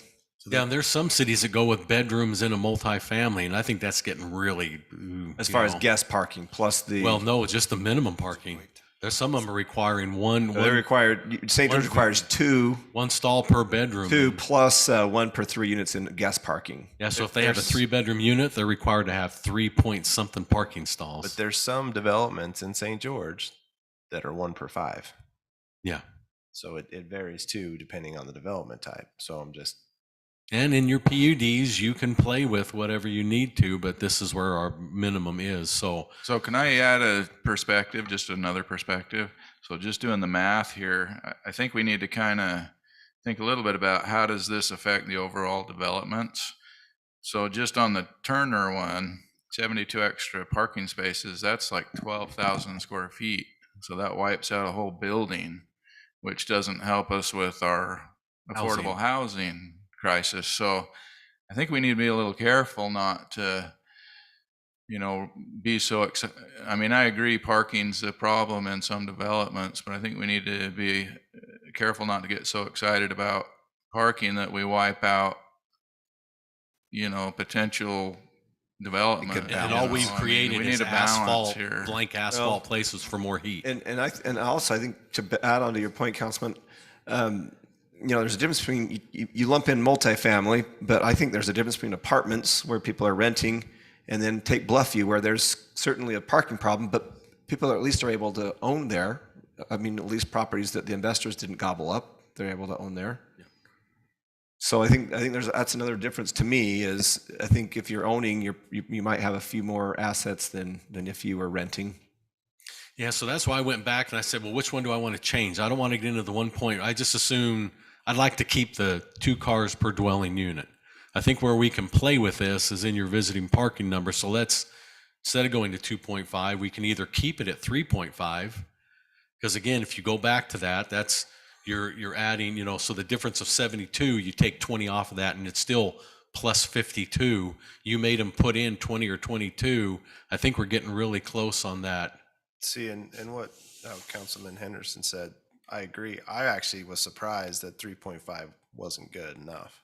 Like I am all about getting the 2 cars for the unit. If it's a 3-bedroom or 1-bedroom, you got 2 cars there. But guests, even if you get guests, you're not going to get guests that often. Like it's No. And if you get an influx on the weekend, you get an influx on the weekend or a random day during the week. It's not like someone's guest is there every day. Right, but what that helps is those folks that end up with 3 or 4 cars. And the ones I'm talking about, even if you go into some of these 3-bedroom places, sometimes that's where people are living that have teenage kids, and now they have a vehicle, or both kids do. So that kind of helps. Remember, I get back to that offsets and those averages that equal things out. And so sometimes that you don't want to get specific, I think, into those weeds, but this helps take care of those unforeseen weed problems that you get with that, if that makes sense to you. So I thought, those 2 developments that came in, I thought, the few parking spaces that we added, I thought that was good and reasonable. It was like maybe, I don't know, 10, 15 spots. I can't remember for sure. It was 20, Was it 20? 20 or 22. Yeah. Okay. But, these numbers kind of are a little too much for me, just because I think then it starts really hampering the development part of it, as far as that could really wipe out a whole building on the Turner development, or or whatever. And right now housing is so short and so expensive that I think we need to be a little careful about that. So Take us through that other line again, just because I think the biggest changes on these 1-bedroom units, right? You jump on the Turner project, you went 64 to 116, and on Wasatch 73 to 132. What's the current calculation, and what's this kind of proposed calculation? Well, the one on the left is what's required today. Which is what? How many per 1.1 on a 1-bedroom, and then for every 2-bedroom up, it's so what you're saying is to change on a 1-bedroom to 2 per unit. And that you can see the difference that helps make. So that's why I say I would go back, if you're, to help that comfortableness, I would keep maybe the 1.35, but every unit is 2 cars. On the 1-bedroom unit, if you change the multiplier to 1.5, that would be 87. Does that get us closer? And do you want to still 23 keep your more. visitor parking at 3.5 though? I know we need to do something, and we need to add, I'd rather have a little bit more. And I know and again, it's hard for me to speak about that, because I know what we're all trying to accomplish beyond just the parking with the housing, and make sure that people still end up with a good project, can afford the project, and all the way down. And so this is one of those things that I think weighs a lot on it. So you can either go to the bedroom and go to 1.5, or keep it just at 2, and then leave your visitor parking at 3.5. Those are the 2 areas I think we need to hone in on: the 1-bedroom and the visitor parking number. Jeremy has some insights. Yeah, I think the other thing to remember was what Councilman Coates and Drew talked about. We always have the PUD as well. So somebody can come, most of these are coming as PUDs, but this gives them our standard, and then they come in and do some things like you asked them last time. What are you going to do for parking enforcement? What are you going to do for, do you have storage units available that you're going to be able to put people's stuff in? So people still can, I think the frustration last time was that they met our ordinance and then we asked them for more. Yeah. But if our ordinance is a little more maybe than what we would totally feel comfortable with, they can always come in and make a case for less based on that PUD, but they have to show you why less is acceptable. And we can look at that. So what have you done to make it feel less, or what's the demographic of the people who will be using, renting these apartments and things? It makes a big difference. Let No, I them think- mitigate storage units maybe that are there for rent to help say that. Especially if it's a bunch of 2-car places, we'll say, and we won't count that as building coverage. We'll let them propose that as storage units, because again, I'm going to throw the water into it because that's helpful now, right? We don't need lush landscaped areas because we can't afford to do lush landscaped areas. Let's let them propose that those storage units aren't counted as buildings, but help offset maybe some of the parking so that we But I don't want to make have. a comment about what Jeremy said. I think back on Councilman Coates' leadership and in saying our code isn't adequate and we need to ask for more because our ultimate responsibility is to the students to the citizens and their quality of life in that development. And so I appreciated the fact that he recognized that he suggested it, and now we're to this point that we can actually fix it, because it has been an ongoing situation. We shouldn't have to go every time and ask for more. I don't think it's fair. We should say, this is our code, you met it, okay. Yeah. Because it's a hard conversation, right? Like, we knew I felt like we had a shortage in parking, but I agree with all these comments of, hey, but we got to be careful because there's that fine line of too much. Now we're requiring all this parking and the cost, it's expensive. Every parking stall is expensive. And so we have to find that fine line. And I was doing some quick math just on the Turner parcel. And if we put the 1-bedroom units at 1.75, that's 112 units, and then kept everything else the same, that's 408, and that's only 28 more than we had them put in. I don't know. It was just a number I threw out and to see what the math was. But 28 more is still a lot more. Is it too much, too little? We don't want areas that they've built all this parking and they're not using either. But I'd have to see how's the Red Rock Commons buildings doing. Do they have adequate, the apartments down off Parkway? How's that one doing versus what they had? I'd like to see a comparison on that, saying how many units they have, how many 1-bedrooms, and then how many parking stalls they provided, and see, because I haven't heard any parking problems there, but I don't know. The thing that's unique there, parking spills into our park and other spaces. It hasn't made it out to the road yet, but I think any of our existing built multifamily areas have parking challenges. There's some areas where it's so easy to spill into the road, just north of Kings Row along the turf farm there.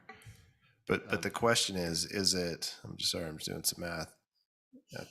Is it 15? Because if you take the difference between the 360 and the 432, that's 17.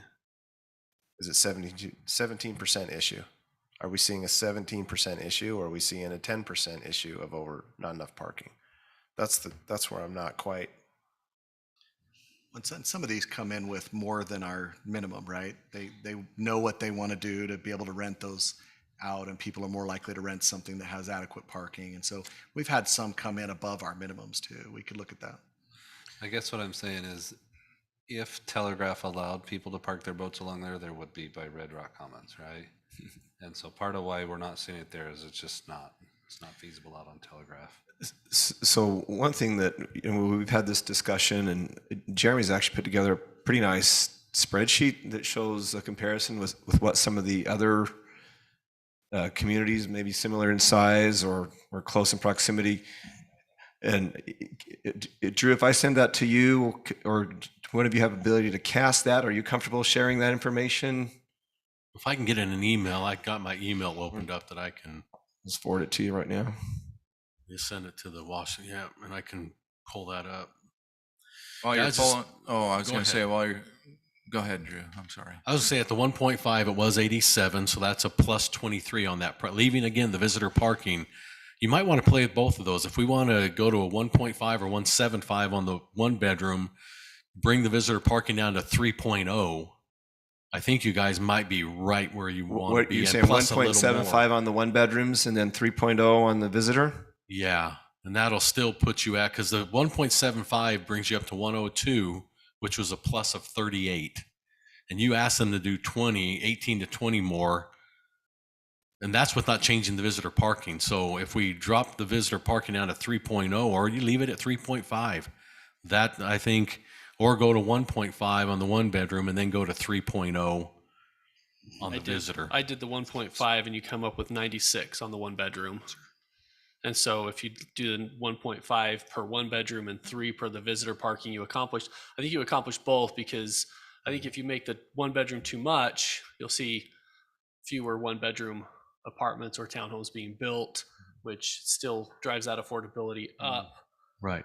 And then the other and doesn't factor, help the parking issue. yeah, the other factor, I look at that, if we just focus in too much on the one bedroom, and if you don't have people don't build the one bedroom, I think we're going to be in a little bit of a boat. So we do need to bring the visitor parking down a little bit, I think, to 3.0 to help on those 2 and 3 bedroom and even 4 bedroom complexes. Go to 3.0, and then maybe to the 1.5 on the one bedroom. I think you're going to be right around your target. You come up with 400 if you do the 1.5 on the one bedroom and 3 on the visitor parking on the Turner project.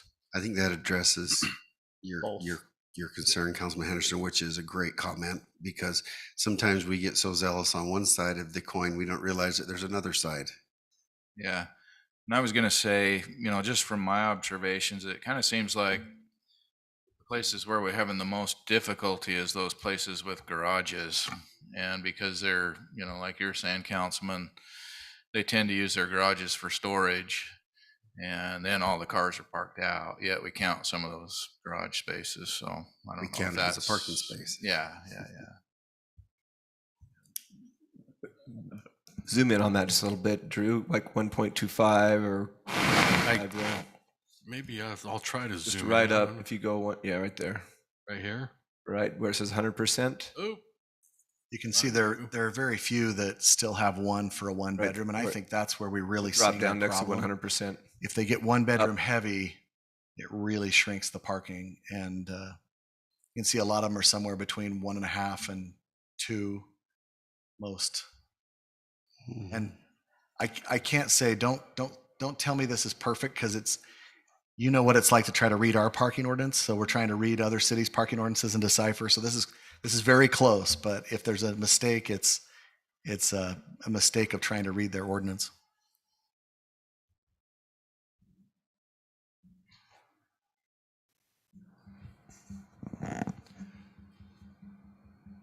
We have to realize that a lot of one bedrooms are probably, I don't know, most people who are in one bedrooms are either single or married. So do you have that No, not gonna have 1.5 kind of thing, or are we, because most people are in 2 bedrooms have the children, and that's when you might have the flood over it more. So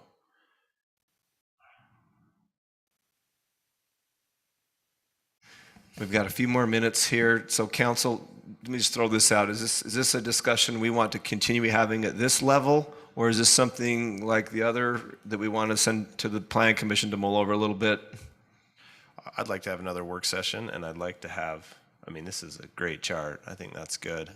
Well, our city manager's always doing a lot of work behind the scenes and prepping for these meetings, even though he only pipes in occasionally. When I can get in. Take a number. Okay. I would like to have another work session on revamp of how we would like the ordinance to.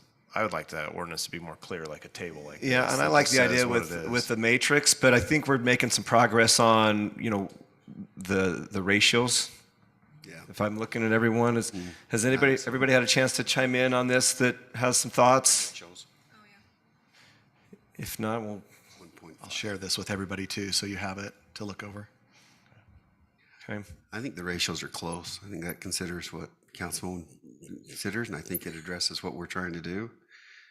Good starting point. Drew, are you feeling like you've got some good is the directive from the consensus council? 1.5 and 3.0? I think that's kind of what we're looking at starting out right there to kind of see, and then I really like the idea of making a more readable, just make it easy on that ordinance so that somebody could look at it and do the math pretty easily. Okay. All right, I think that's everything for the work session. I'll call for a motion to adjourn.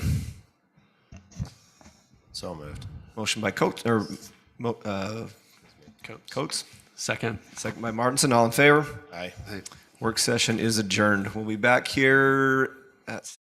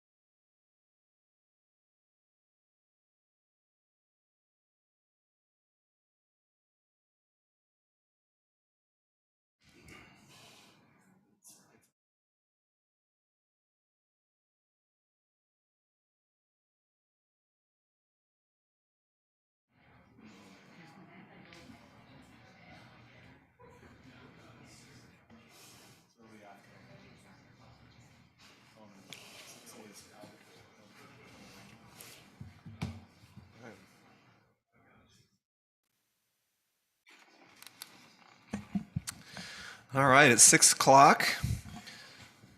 So we'd just like to welcome everyone out to the Washington City Council meeting. This is our regular meeting.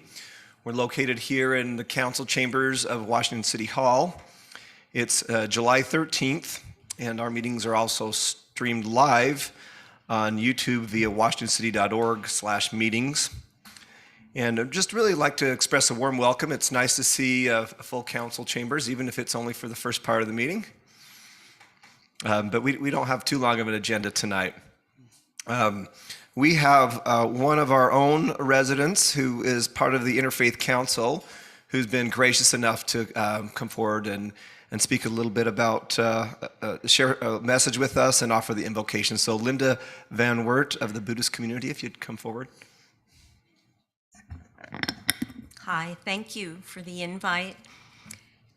This is going to be just a little bit different because I'm with a Buddhist faith, and so we don't say amen, but you can all say amen. And I ring a little bell. Whoops. Sorry. I'll talk to those guys later, whoever those guys are. I ring a little bell, and you can, if you want, just imagine the sound spreading the prayer. Let's begin by closing our eyes in silence and breathe slowly and find the peace and quiet within. Now feel it spread and connect with the peace that touches those in this room and stretches boundlessly beyond it. Through this peace, may we find our caring hearts and our wisdom, knowing that its source is love. May we act from this place of stillness with reason, resolve, and caring to benefit our community, to benefit all people in our lives and any others. May all share in the fruits of this labor.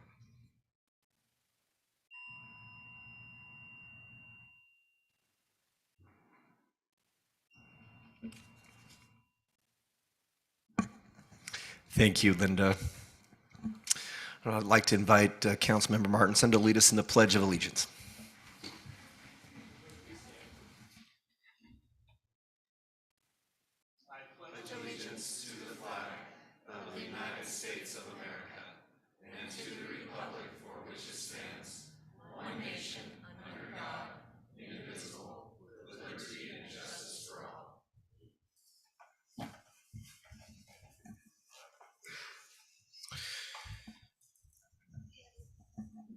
All right. So I'll just make note that the applicant has asked that item 7D be removed from this agenda, and they will notice and come back at a later date. So with that being said, I will call for a motion to approve the agenda. Mayor, I can approve the agenda with removal of 7D. We have a motion by Ivy. Second. Second by Martinson. All in favor? Aye. The agenda is approved. A few announcements here. So the Mayor's Cup was held on Monday, and it was a huge success. So this was something that started about 10 years ago with Mayor Nilsson, and we held that up at Green Spring Golf Course. And I just really wanted to express my appreciation, our appreciation, specifically to the Washington City Rotary Club that's been in existence for just over a year now. This was one of their first major events, and really couldn't be happier with the way that they assisted and their efforts and their organization. So they're a great service to our community.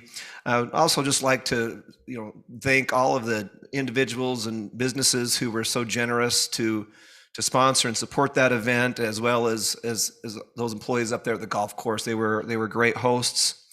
And most importantly, we were able to raise much needed food to fill the shelves with the Utah Food Bank, our local chapter down here. So they had the mobile food pantry truck there on site, and the participants were able to buy a mulligan with case of food. And then through the cost of the tournament, the Washington City Rotary ended up donating $2,500 back to back to the food bank. So it was a win-win. It was a great event. So we just want to say thank you to everyone. Pioneer Day will be celebrated on July 23rd. That's a Saturday. The Lions Club will be serving breakfast at 7 a.m. It's Ben, is it still, or Councilmember Coates, or Martinson, is it still cash only, or have you got them on Venmo now? Okay, Councilmember Coates has got them taking Venmo or cash. Modernizing. It was Martinson, but good job. Progress. The parade will be down Telegraph. It'll start up at the community center on 300 and on Telegraph, and that'll be at 8 a.m. And afterwards, we just invite the community to come out and enjoy the children's booths and the games and the races and the fun at Veterans Park. And then that evening at 10 o'clock p.m., get a lawn chair and enjoy the fireworks show. We put ours on the 24th of July, so it'll be on the 23rd, but we'll be lighting them that night in celebration of the 24th or Pioneer Day. So also taking place on the 23rd of July that night at 8 p.m. at Pineview High School, a group has invited the Washington City PD and the St. George City PD, along with some community members, to have the first inaugural Money Good Flag football game. So I've been invited to coach Washington City PD with Chief Williams as my assistant coach. And then Utah Tech head football coach Chris Peterson. He is the quarterback and the offensive coordinator, which I was disappointed that I couldn't also be the offensive coordinator, but I think Coach P will do a lot better than I would. Well, he played at Boston College. Yeah, he's got credentials. He's also a Washington City resident. So we've got some of our great police officers and community members going to be in that game. And so we're really excited about that. And we look forward to beating St. George and keeping that trophy here for a long time. So anybody, it's a free event. It's going to be at 8 o'clock at Pineview High School. It'll be a lot of fun. We want to support the university. We want to support our public safety, our police department. So if you want to have a good time before the fireworks, come over there. Any announcements that I may have missed, Council? I don't know that you missed it, but I just would make note that the Washington City Arts Council has a watercolors workshop 10 a.m. on July 16th in the Relief Society Hall. Perfect. Anything else? Okay, move on to item 3. Any declarations of abstentions and or conflicts? All right, seeing none, we'll move on to item number 4, which is a proclamation. So I'll go ahead and read proclamation.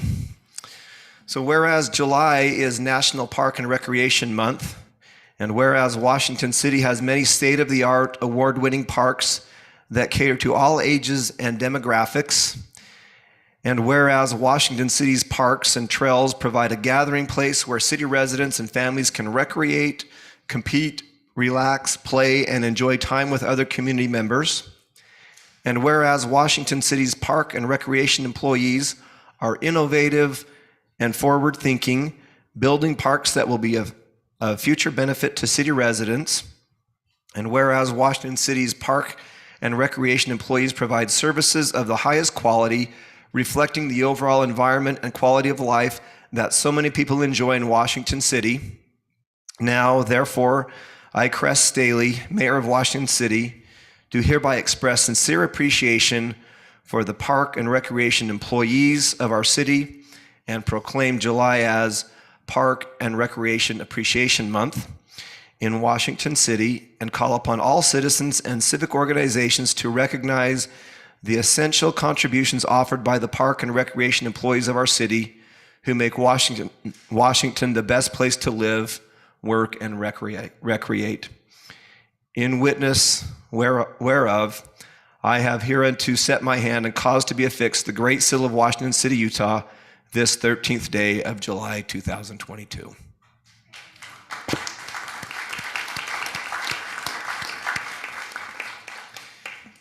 And we had a few of them join us for dinner tonight.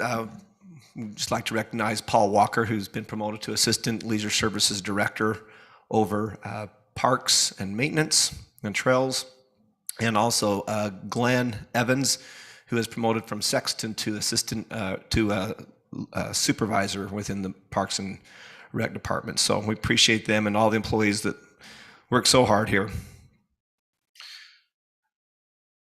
Okay, let's move on to item 5, which is the consent agenda.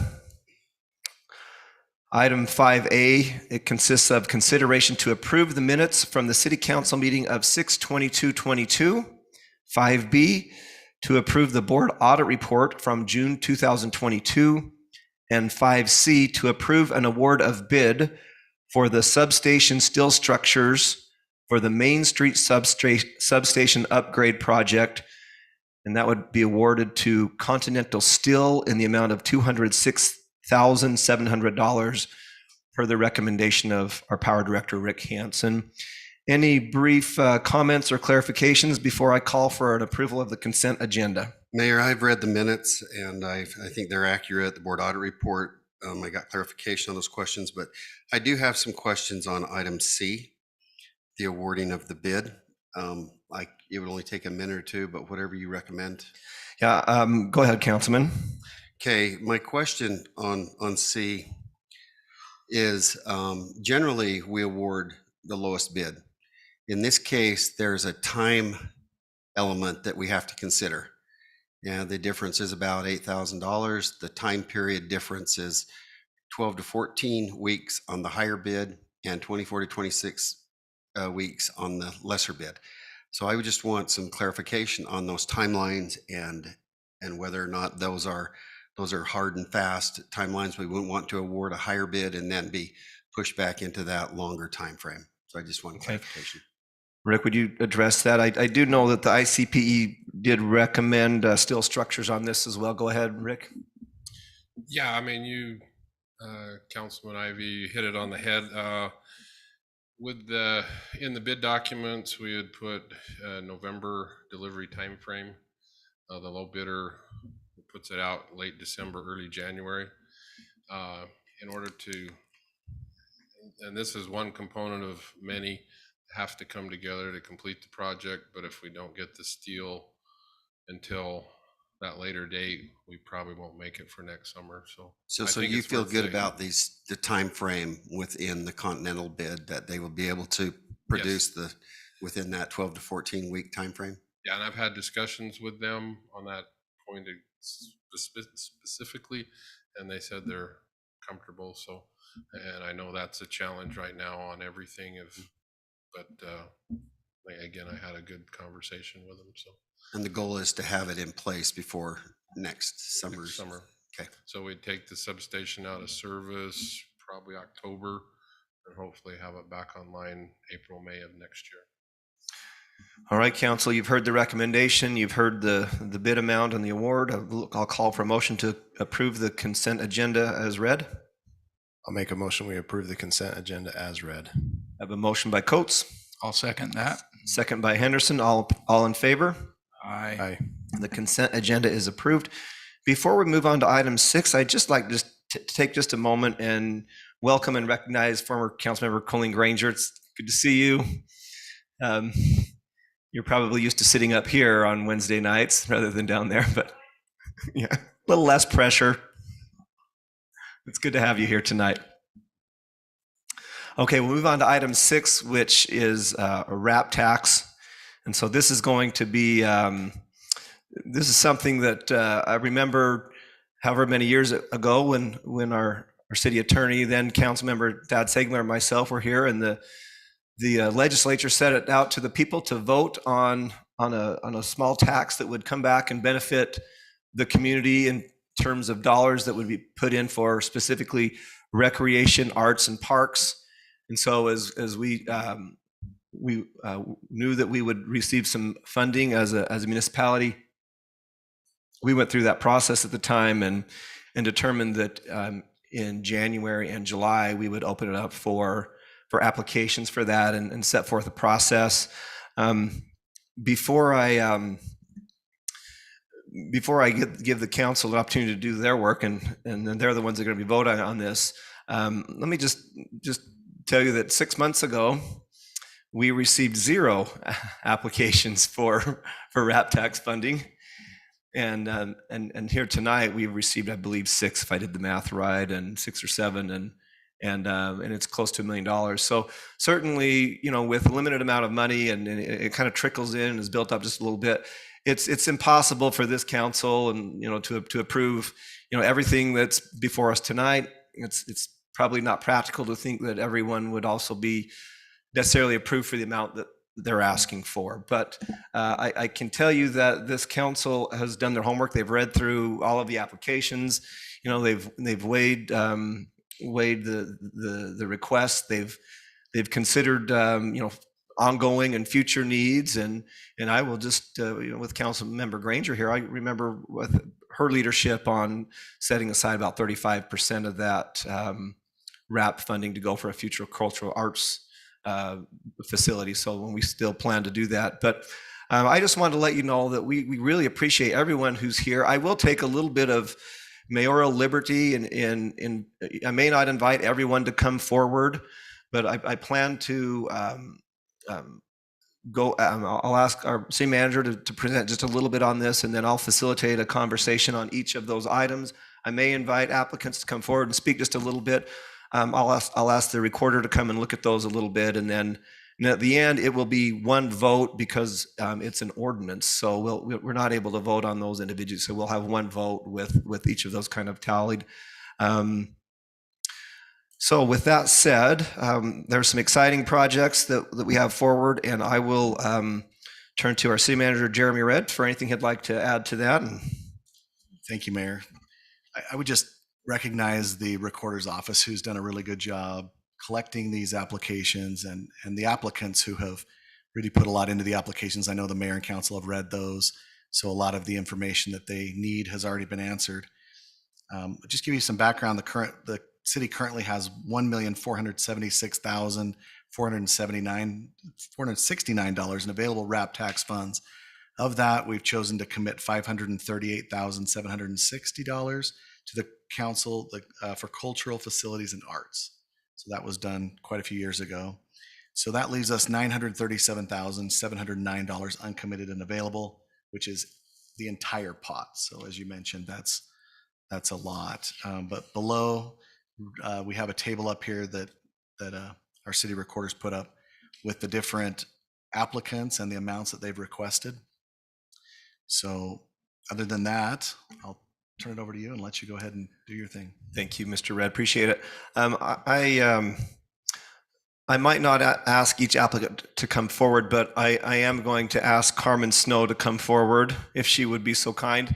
I just really appreciated some, and mostly because there's such a historical nature to this request. And so would you just share some of those things that you put forward? I want this to be public information. This was such a great idea and such a great opportunity we have on this. Well, this really begins with Priscilla Cahoon. This is something that she dreamt about for years. And she did finally, Jerry Anderson built a statue of Melinda Allison Hunt Kelly Cummington. She's the wife of Robert Dockery Cummington. And the reason we have such an interest in this is because we feel that the women that came here and settled Washington did so much. They were behind their men. They worked 24 hours a day. They raised the children. They cooked the food. They sold the clothes. They washed the clothes. They planted the garden. Okay, I'll quit. Melinda wanted to come tonight, but I had to tell her she couldn't. I do portray Melinda. We do at the Cummington home. I am Melinda from Kentucky. But I just feel like it would be an honor for all those women that gave so much to have her represent them down by the museum. And would you just tell for the public where there's a circle there right out front of the old Yes. museum, the old school? Yes, there's a circle there that there is an empty pedestal, and there's some very fine men there, and we'd like to see Melinda watching over them and standing and supporting them like that she did before. Perfect. And tell us a little bit about the sculptor and about why there's a time issue that we Right. need to move The forward. sculpture is Jerry Anderson, and I called him and I says, "Are you still doing sculptures?" And he said, "Yes." And he's like the rest of us. You know, we do get on in our years, but he's amazing in his artwork. He did all the ones that are down there of the gentlemen that are there now. And he said, but Carmen, I've got St. George City's got a great, huge one ready to go. It's whoever asked first, you know. So he's very willing. We did purchase, the youth council did purchase this small statue and donated it to the city to house in the Covington Mansion. I call it the mansion, and it was a mansion back there. So we just would love to see her looking over our city. Wonderful. So anything else? Council, any questions, comments with Carmen? I think she has a little more to share. Yeah, I do want, you know, it's really the full cost is $55,000, and we already have $5,000 pledged, and we really want to see the community embrace this. So they're going to try and raise the other $10,000 from those out in the community, so they've got some ownership of the statue. It's not just given to us. Yeah. And I think we need to work for the things we get, like the ladies did. Okay, that's all. Is that Well enough? said. Do you want to take any questions from this council? Oh, or- yes. I handed you each a little sketch. That's just Melinda's life sketch in her words. And notice her words, But I just thought you need to know a little bit of background of her. She actually raised over 9 kids up there in the Covington home, plus some of the children that were married, lost their husbands, moved back. She raised that family and raised a little Paiute Indian girl that they adopted that was going to go be saved for slavery down in California. And anyway, good stuff. Oh, by the way, if we don't get it, we understand. There's lots of things out there, but we'll still push for it. But we're going to have on the 23rd, we have a live tour. And when we do a live tour, the youth council or the Covington children, and I always portray Melinda. We do a lot of tours there with the Utah Daughters of the Pioneers and the Sons of the Pioneers and a lot of people. So Melinda's still alive and she's still going, but we'd like to see her in stone also. Okay. Wonderful. Thank you so Okay. much. Thank you for Mrs. Snow, consideration. Just one question before Yes. you leave. So to clarify, this statue that you're asking for in this application is a full size? Full size, same size as the men. The one we've already purchased is the little 3-foot one And is it the same? statue. Both of them would be the same? Hmm. Okay. Yeah. In fact, I've already let Jerry take the little one just in case, just so we make sure it's the same. So, okay. Thank you. Thank you. Thank you, Carmen. Thanks for the consideration. Thank you, Carmen. Council, do you want to talk? Thank you, Carmen. Oh, okay. Do you want to talk about allocations now, or would you rather do that after how would you like to go about this? Yeah, anybody have any thoughts on this item? I think we should talk about each applicant and give them a short minute to discuss, and maybe the council ask questions, and then from there we can determine, like you said, With that? it's a lot of money. We got to look at every application and decide how we want to allocate it. Perfect. Are there any recommendations on this one, or any thoughts or insight on this? Mayor, if I could, one thing I like about this proposal is, I like the fact that it's $55,000 total, and that 15,000 of that will be, raised by the community. I like that. I like the fact that it's historical, and I like the fact that a statue like that will last for generations. And to me, I like the idea of, if we're going to spend tax money on something that's going to last for generations to come, I kind of like that idea. So, Well said. Thank you, Councilman. Certainly, Melinda, Covington's story is our story. That Covington home is the oldest standing building in Washington County, and it's where Utah's Dixie was settled and started. I've asked the recorder to kind of keep a little bit of a log there. Or are you thinking, Council, that we might fill this full request then? Anybody have any concerns with that? I'm just thinking we discuss the money later. Let's hear the applicants. Okay, sounds If that's good. all right. Yep, I'm fine with that. All right, let's move on to the next one. Let's move on to the Red Rock Music Association. And is there a representative from here? Would you want to come forward? If introduce yourself for the record, and then just we've read through the application, but just give us a little bit about your organization and your ask. Sure. So my name is Robert Fox, Bob, and this is the second time I've come to the council and asking for funds from the rep tax. The Red Rock Music Association supports music groups, particularly jazz, R&B kind of things. Right now, we're supporting the Red Rock Jazz Orchestra. The funds that we received last year was a portion for expenses that we would need to purchase a sound equipment. So we did purchase a part of that, and then we went to the county and asked for some red tax funds, and they gave us a partial funding as well. And so I'm trying to wrap up that project, as well as just trying to pay for other expenses that I became aware of during the year as we went through the year and we did things. Since we got the funding last year, we've performed 5 times, including the Dickens Festival, the county fair. We've got 3 more things on the calendar coming up. Unfortunately, we had 3 events that were canceled because of issues with the venue or whatever. One of those was supposed to be a dance at the community center here in Washington. Unfortunately, they canceled that because they didn't have enough people sign up to do that. So we were kind of disappointed. We were looking forward to that, but maybe this year we can do that. So that's kind of what we're doing. We're just trying to wrap up the rest of that project, and then anticipating other expenses as we already had this last year. Any questions for Mr. Fox? And maybe before you field a couple of questions, can you tell us just, and it's on the application, but what do you remember what you were granted some funds last year and what you're asking for this year? Do you recall what those numbers are? Last year I asked for $3,500. This year I'm asking for $5,000. And again, it's just anticipating the expenses and to wrap up that project. Yeah, great. So I do have a question, Mayor, unless did you have one? My question is just very directly, what I would like to know is if this application is awarded in the amount of $5,000, how will that directly benefit the citizens, the residents of Washington City specifically? Sure. Well, for instance, just this last spring, we loaned a portion of the sound equipment to the Washington City Band for their concert out here in the park.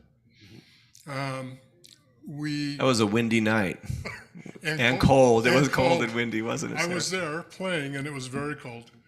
Most of the members in the jazz orchestra also play in the Washington City Band. And so it's not just a thing for the community to come hear us, but we provide opportunities for musicians in Washington City and the surrounding area to come and play jazz. There's only one other jazz band in the area, and they're a good band, and you're probably not going to get to play in that band because they have all the positions locked up, so including me. And so it just gives an opportunity for people to play, but also for us to go out and do things in the community. And we're looking for things to do. We're not shy, but anyway, so that's kind of what we're doing. Councilman Henderson. Can I ask what equipment you bought with the $3,500 and what equipment you're Sure. proposing to buy? So we bought the least expensive stuff first because I could big bar and steal some of the other things. So we bought speakers, we bought monitors, we bought microphones and cables and microphone stands. The things that we have left to buy for this equipment is a soundboard, and I'm trying to think of a soundboard, and then I'm going to get too technical, but it's a piece that goes with the soundboard. So they call it a digital snake, and you plug your microphones into it, and it sends the stuff to the soundboard, and then it goes out to the speakers from there. In addition to that, though, I mean, we still have other expenses like insurance. I wasn't expecting to have to buy insurance, and it's expensive. And then advertising and things like that. So, I have a question on, so who owns the equipment? Is it the Red Rock Music Association that Yes. owns it? Yes. and we're a nonprofit organization. And then what other aspects are you doing to raise money besides the RAP tax funds? Is there any other ways that you raise additional funds through your organization? Not a lot, because I feel like since the community is giving to us, we need to give back to them.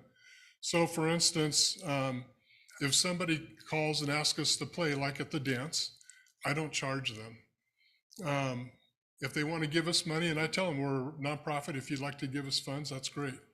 We're playing for Peach Days coming up at the end of August, or September actually. And so I'm not asking for money to do that. We're doing it for free.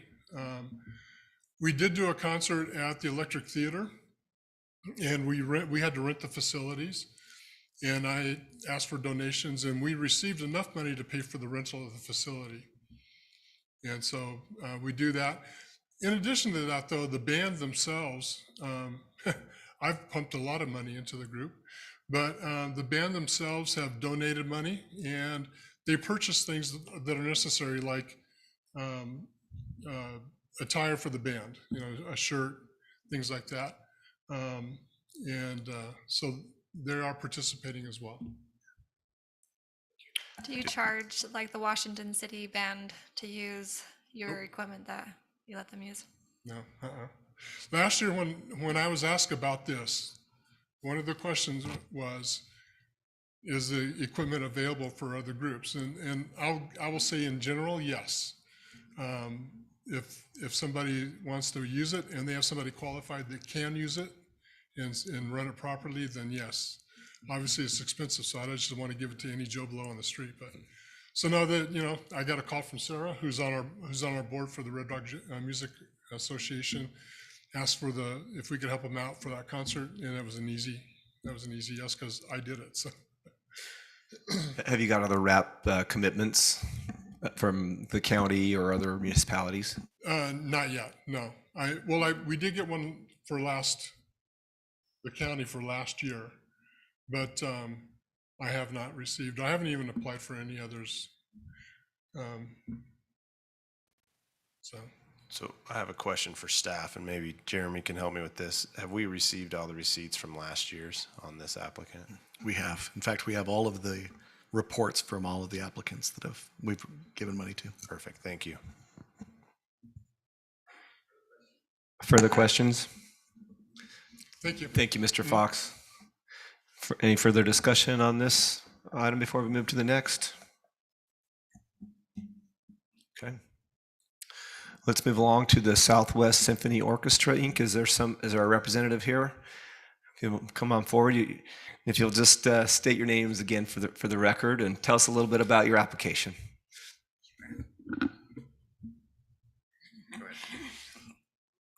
I am Alice Stevens-Gardner. I am the board chair of the Southwest Symphony, and Peter Romney is the development director of the Southwest Symphony.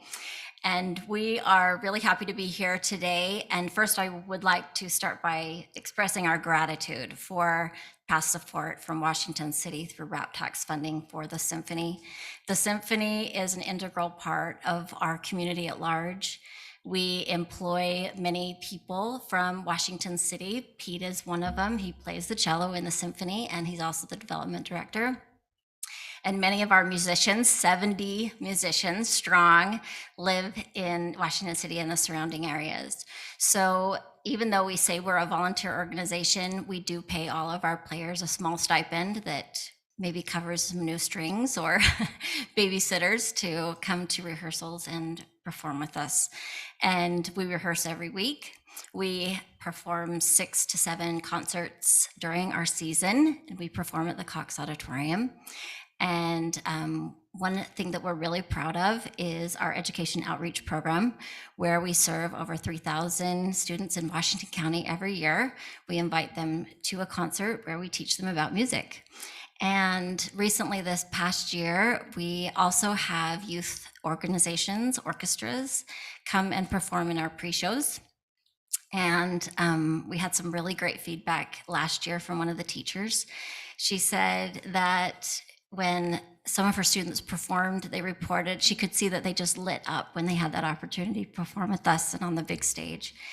And that sense of belonging, that sense of purpose, that sense that we are part of something really great and can develop their talents is something that we really believe in with the symphony. We hope to expand our education programs in the next year and offer even more outreach, more master classes, more out getting into the schools, more exposure for students to connect with the arts and really great music and discover a new passion in what they love. So that's just one small part of what we do. And of course, we almost sold out every single concert in the last few years. So we have an amazing organization, 42 years. This is our 42nd season. And our board is engaged and strong, an amazing educated staff, all with master's degrees in various subjects. And we're just so glad to be here and a part of this community. So do you have any questions for us? I've just asked a question about your elementary concerts. Obviously, you can't perform for all of the third grades in the district. How do you determine who you visit or who gets to hear you? Great question. So we work with the Washington County School District Coordinator Rob Schmidt, and he invites all the elementary school students and to attend. They bus them into the Cox. And so we have a day where we have concert after concert, and they all come. And we've also included homeschool students and other students who aren't on that track to attend those concerts as well. So they all come to the Cox Auditorium. And then the other thing that Pete's been doing is taking our string quartet out into the schools. Do you want to tell a little bit about that? So string quartet, so 2 violins, a viola, and a cello. We visit a school, and the school will gather their orchestra, the students in their orchestra program, the students in their band program, and any choir students they have as well. And we all come together, and then we have several programs several educational demonstrations that we do for them over the course of, however much time we have. We have one on music history that we perform for them, one on general ensemble playing, so talking about like how we cooperate together as musicians, and then also just about general musicianship. So we tend to want to deepen their education in music and just talk about, expand on the things that the schools are already teaching them. How often do you do that? Is it a scheduled time that you do it? Right now it's as often as requested. So any school can come to us anytime and make a request, and we set up a date with them. So it tends to be a few times a year right now. Our goal is to get the quartet into one school every month throughout the season. So. And that's something that we hope to accomplish with more funding. When we have more funding, we always pay our musicians. Many of our musicians are trained at the finest music schools in the country. We have musicians who trained at Juilliard, and they live right here in Washington County, and they play with the Southwest Symphony, and that's why we have such an amazing group of people. So, a lot of talent. What was the amount we gave you before? 10,000 2 years ago. 2 years ago. Okay. Yeah. And that helped us get through that ugly COVID season. But we still performed a full season that year, which was interesting because we implemented social distancing, but we could only have a few people in the audience. So that really, really helped us cover that loss of revenue from ticket sales, which couldn't sell. So. Have you done any events in Washington City? Have we done any events in Washington City? Not public performances. Not public performances. Since we are based at the Cox Auditorium, that is the best venue for a symphony orchestra with 70 people, stands, chairs, big, huge instruments. It's pretty difficult to transport instruments, but that's where our sound is acoustically the best, and that's where audience members get the best sound, and there isn't another venue like that in all of Washington County. So that's where we do most of our concerts, including the outreach. Do you track attendance to your concerts, like where these folks are from, where they come from, and Yes, we do. And 30% of our patrons come from Washington City. So we do have a large population from Washington City. Some people come from Salt Lake and out of state from Nevada and from Ivins and St. George and Santa Clara and Hurricane. So from all around the region. Anything else? Further questions? Alice and Peter, thank you so much. We Thank you. appreciate you being here tonight, and I've heard you play, and it's wonderful. Oh, thank you. We appreciate you investing. I in wish the- I had a little bit of talent. I have a daughter that plays the violin, but I have no talent, so. Yeah, thanks. All right, we'll continue on. Do we have a representative from the Washington City Arts Council? All right, come on forward if you just state your names. We know you. I'm Melanie Olson, and this is Glenda. She's kind of shy. she's here if you've got financial questions. She does our finances. But we're the Washington City Arts Council. This is our second year. We started March of last year, and we've been going strong since then, and we've added a few new events this year. We did the Washington City Heritage Show, of which we did that in collaboration with the Historical Society, and Mayor Staley was our judge. He got to pick his favorite, and it's now That would be hanging- easier than playing an instrument and looking at art. It's It was now- wonderful, though. It was a wonderful event. It brought so much to our Cotton Days. Yes, and we really liked working with the Historical Society. We also brought in the Weavers and the Dixie Quilt Guild and talked and hit on a lot of the history. And next year, we're planning on expanding that and having more activities for kids with all of those events. So I've kind of given you a quick overview of what we've done over the past year and the events we've got coming up this next year. And if you've got any questions for me, I would be happy to answer. Yeah. What are the new things you're bringing on this next year? We're starting tomorrow with our Kids Art in the Park. We haven't done that before. So we're doing 3 sessions of Kids Art in the Park, and it's only $10. And the kids get to come and do 3 workshops in the morning out in the park. We'll do one in the gym because clay dries too fast if it's outside. So Anita Gardner's going to do clay. We've got some watercolor artists that are teaching watercolor. We've got some fun pendulum art. And we've even got one of the elementary school art teachers that's teaching the kids to do a card that lights up. So it's kind of a STEM thing, making a circuit. So we're doing that with the 1st and 2nd graders tomorrow, and on the 21st, it'll be 3rd and 4th graders, and then on the 28th, it'll be 5th through 7th graders right here in the park.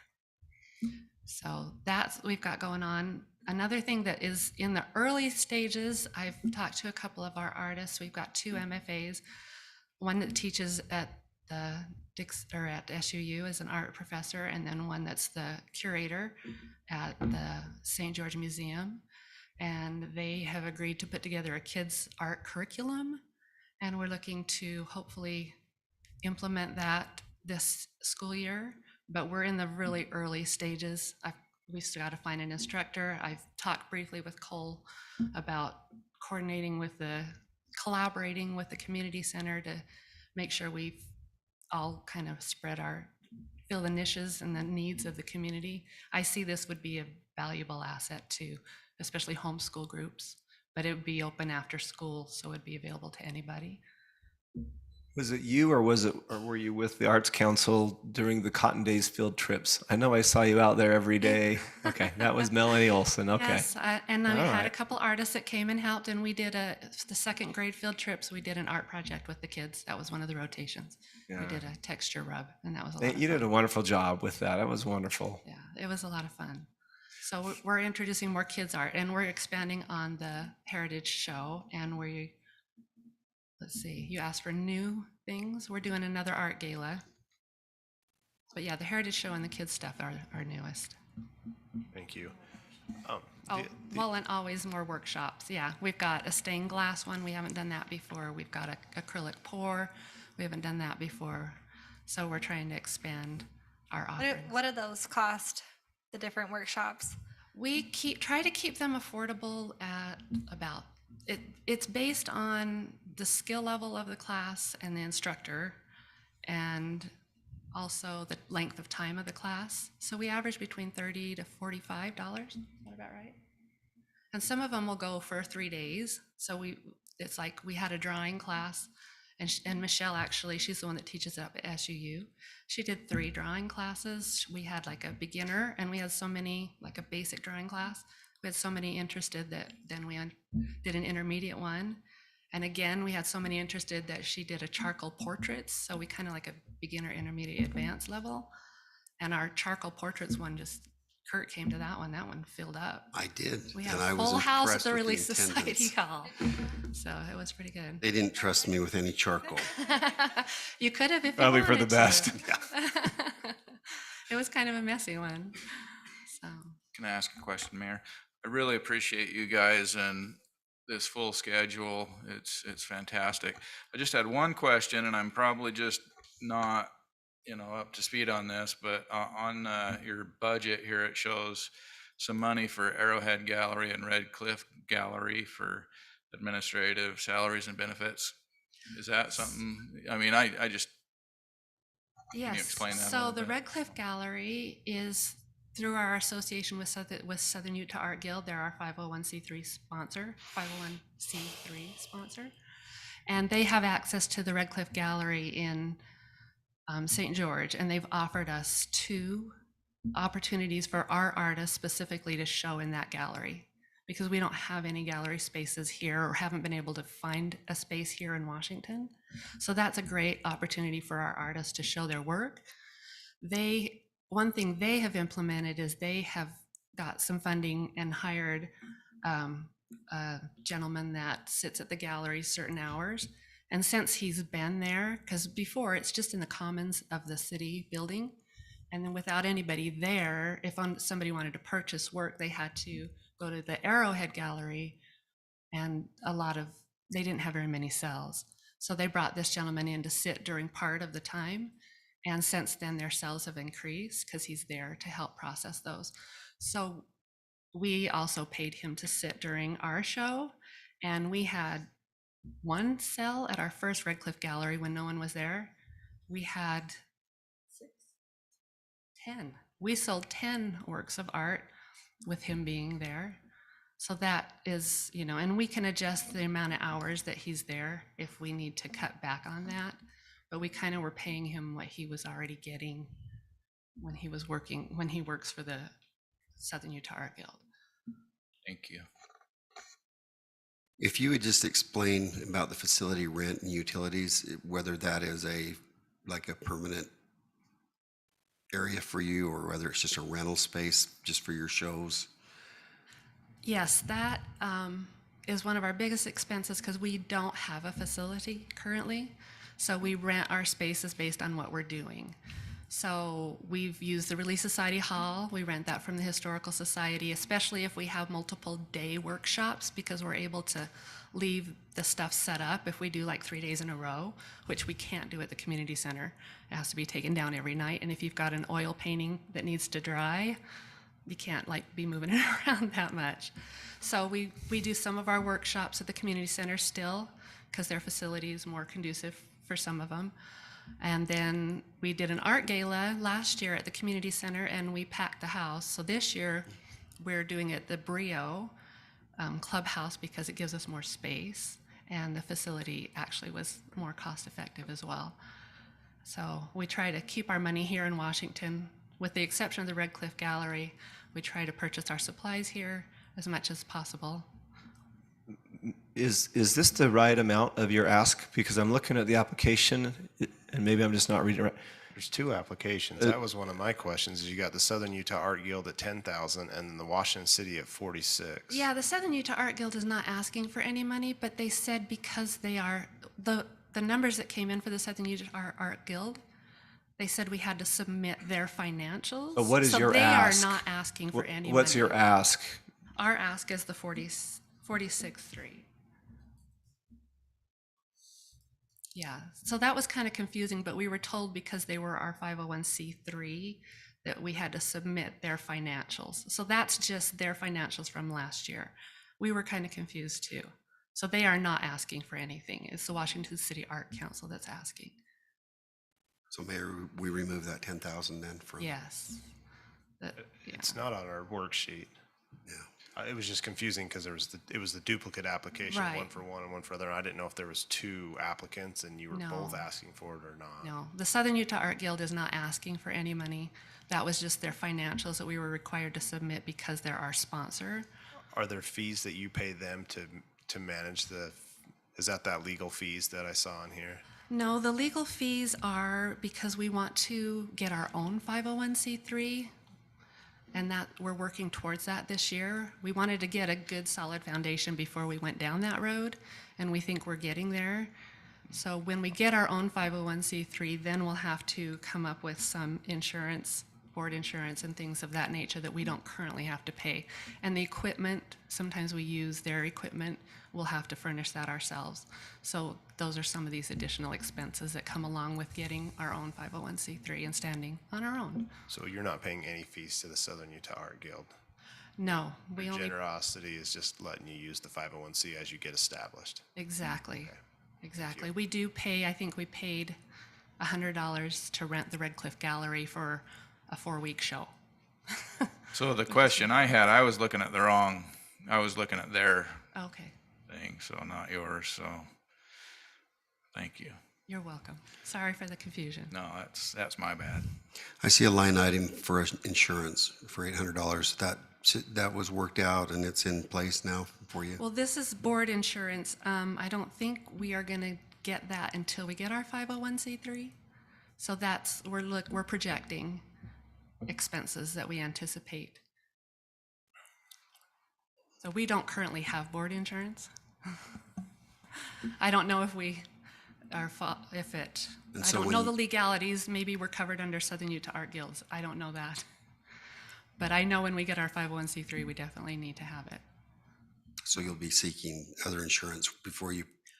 Well, and liability insurance, that was another reason we wanted to get our 501c3, because we've tried to have events here in Washington at the park, and we've needed to have liability insurance, and we were jumping through hoops and got really close. Jeremy just about had it tied up, but we ran out of time to prepare. So that getting our own 501c3 will make it easier for us to also get liability insurance for some of these events. And we can help with that. So. Further questions? I was just curious about the process. So when someone sells their art at one of the galleries, is there any percentage that's taken off of their, to be able to display it there, or how does that work? We do take a commission. So they pay right now to bring their artwork. It's $20, and they can bring we've had a few artists, so 3 to 5 pieces for that $20 fee and hang them in the gallery. And then when they do have a sale, we only take 25% commission. And part of that goes, like 10% of that goes to Southern Utah Art Guild, because they're the one processing the sale through their Clover system, which we don't have our own of. So we're letting them, because there's expenses with them processing the sales, but that makes it more likely for the artist to be able to sell their work with that in place. So I understand the Art Guild's wanting to secure a good relationship with the Washington City Arts Council and be able to have venue events here as well as in St. George. Could you just talk to that just for a brief second, just to let us know what that relationship looks like? The Southern Utah Art Guild? So they're our sponsor. We lean on their experience because they've been doing this for, I left my numbers at home, but many years over in St. George. And we utilize their equipment. We're grateful for the access to the Red Cliff Gallery that provides. They have talked about doing a joint venture with us over here in the park, and that was one that we got hung up with on liability again too, because their liability wouldn't cover it. That only covers if they're in St. George. So that's kind of a block we've hit for a couple of things we've wanted to do. But they've been great to sponsor and help us, and we've utilized their resources and their knowledge and their equipment and such. Further questions? What conferences are you interested in participating in? There are the Utah Arts and Museums Conference and the Utah Tourism Conference. Where is that? The Utah Arts and Museum is up in Salt Lake City, The Utah Tourism, you guys have to attend that, don't you, with the board with your Dixie watercolor? Is that here? Yes, there are several local ones that we would. Go ahead. And just say your name again. Okay, I'm sorry. I'm Glenda Caskey, and I'm on the council. Yes, we have local art councils that are requiring everybody involved with the art to attend. Now, some of those things, there is a charge, there is a fee to attend, but I think some of the expense is going to be if we go to some of the out of town things that we need to represent ourselves and learn in other parts of the state. Okay. Thank you, Melanie. I think you've answered our questions. Good. Thank you. We appreciate all you do for our community and for visual arts. Sarah Lang with the Washington City Concert Band, you're our model student. Would you just come up and tell us what concert you're gonna play next year? And I know that the Meatloaf one was my favorite. Mine too. So I'm Sarah Lang. I'm with the Washington City Concert Band. We have been in Washington City for, I think it's 7 or 8 years. It's been a long time. I still love it very much. We rehearse right here in Washington City. Many of our members are in Washington City, but not all of them. We have people coming from as far away as Vegas, I think, and even Mesquite sometimes. We accept everybody who's willing to show up. So we're a very good haven for retired folk who haven't played their instruments since high school. I'm not retired, but that was me. So it's really nice because we don't have auditions, so it's open to everybody. We're currently, I think right now we're hovering between 40 and 50 members. We try to do at least 2 concerts for the community. We've done Veterans Day Parade, Cotton Days, and a performance in the park. This last year, we had problems securing a space for our performance, so we decided to do one in the park, which I was extremely excited about. The weather apparently was not as much excited, but I think it was great. I hope we can do it again because it was a lot of fun, and I think it brings the community out even. So what are you going to play next year? I don't know yet. I just heard today, I think I heard about Lord of the Rings. Ooh, that would be Maybe good. all of them. Okay. I don't know. I don't pick the musics, thankfully. Well, I can Except just for tell Meatloaf. I did you, pick that you one. bring so much value to this community, and your ask and everything you do is wonderful. We really appreciate you. Any questions or comments about the Washington City Concert Band? Can I quickly say that the 3,000 we're asking for today is almost a carbon copy of what we asked for last time. We are putting sound panels in the old gym where we rehearse. So it does benefit long-term, and anybody who rents that space from there. We have received the first set. They are in the city's hands. They're not up yet, or at least they weren't yesterday. And this new set will go up, and we'll probably do one more, but I think we're gonna ask the county for that money. And so that's what we're asking for. That's wonderful. I just want to say I appreciate what you do. You're always at every event. Band's ready to roll. I like it. So thank you.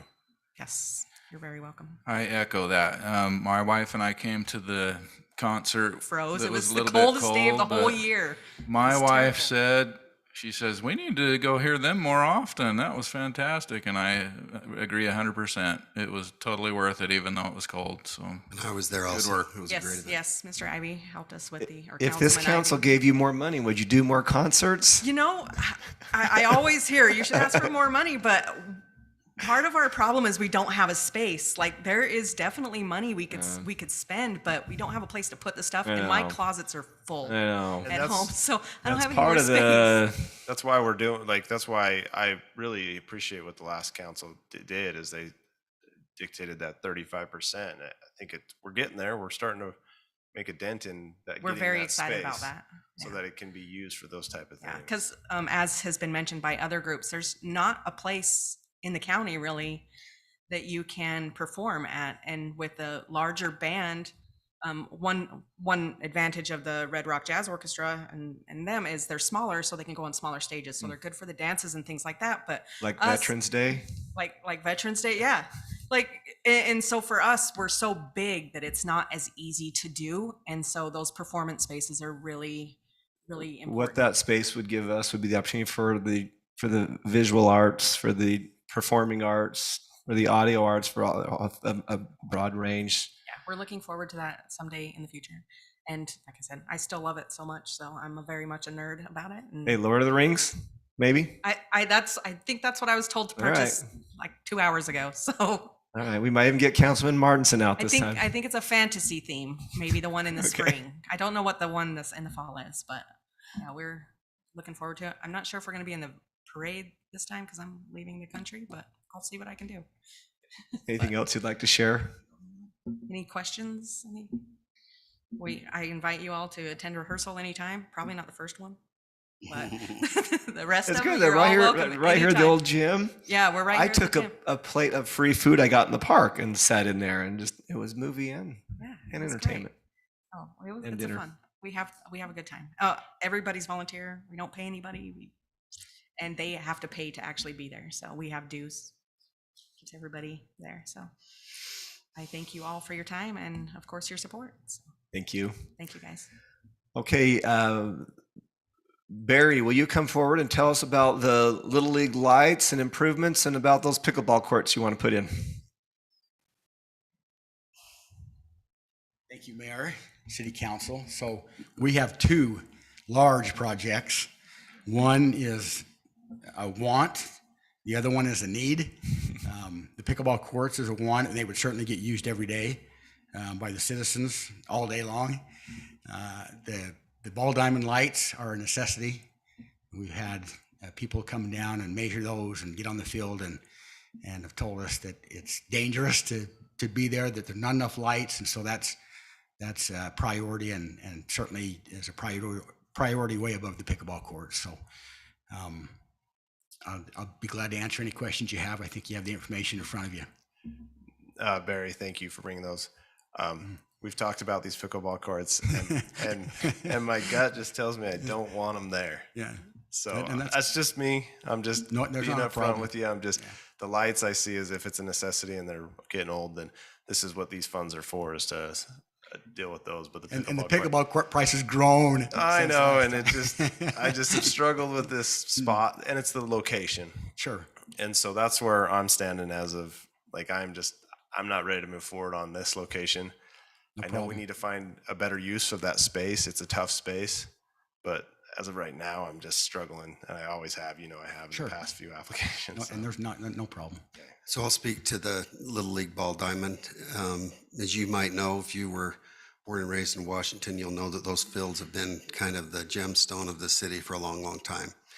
We've played ball there, and the question was asked during the season by one of the board members at Little League. I went up and went to a game and kind of walked the perimeter and looked at it. And their concern is that it's just not bright enough to be safe. Yeah, and that's true. And it's not only for the ball players, but for foul balls, because there's definitely shadows. And, Washington City, it's always been a priority, youth sports and athletics. And so they made do with what they had. They put up their poles, they got the lights that were available, and they made it work. But with the consideration of safety, and not only that, but providing the best equipment and venue for our youth is, that's always been a priority. And anyway, went and looked at it. I know they're expensive, but that's got a little bit of history, council, just so you know where that came from. Those are the original lights on that field, and they've been there way longer than any other fields, and the other fields have all been improved. That one hasn't, and it's needed the most. So I appreciate that. Barry, is there any other improvements that those fields need in the near future? We have talked about that. As part of this, there's been a need to improve the scoreboards and do that kind of stuff.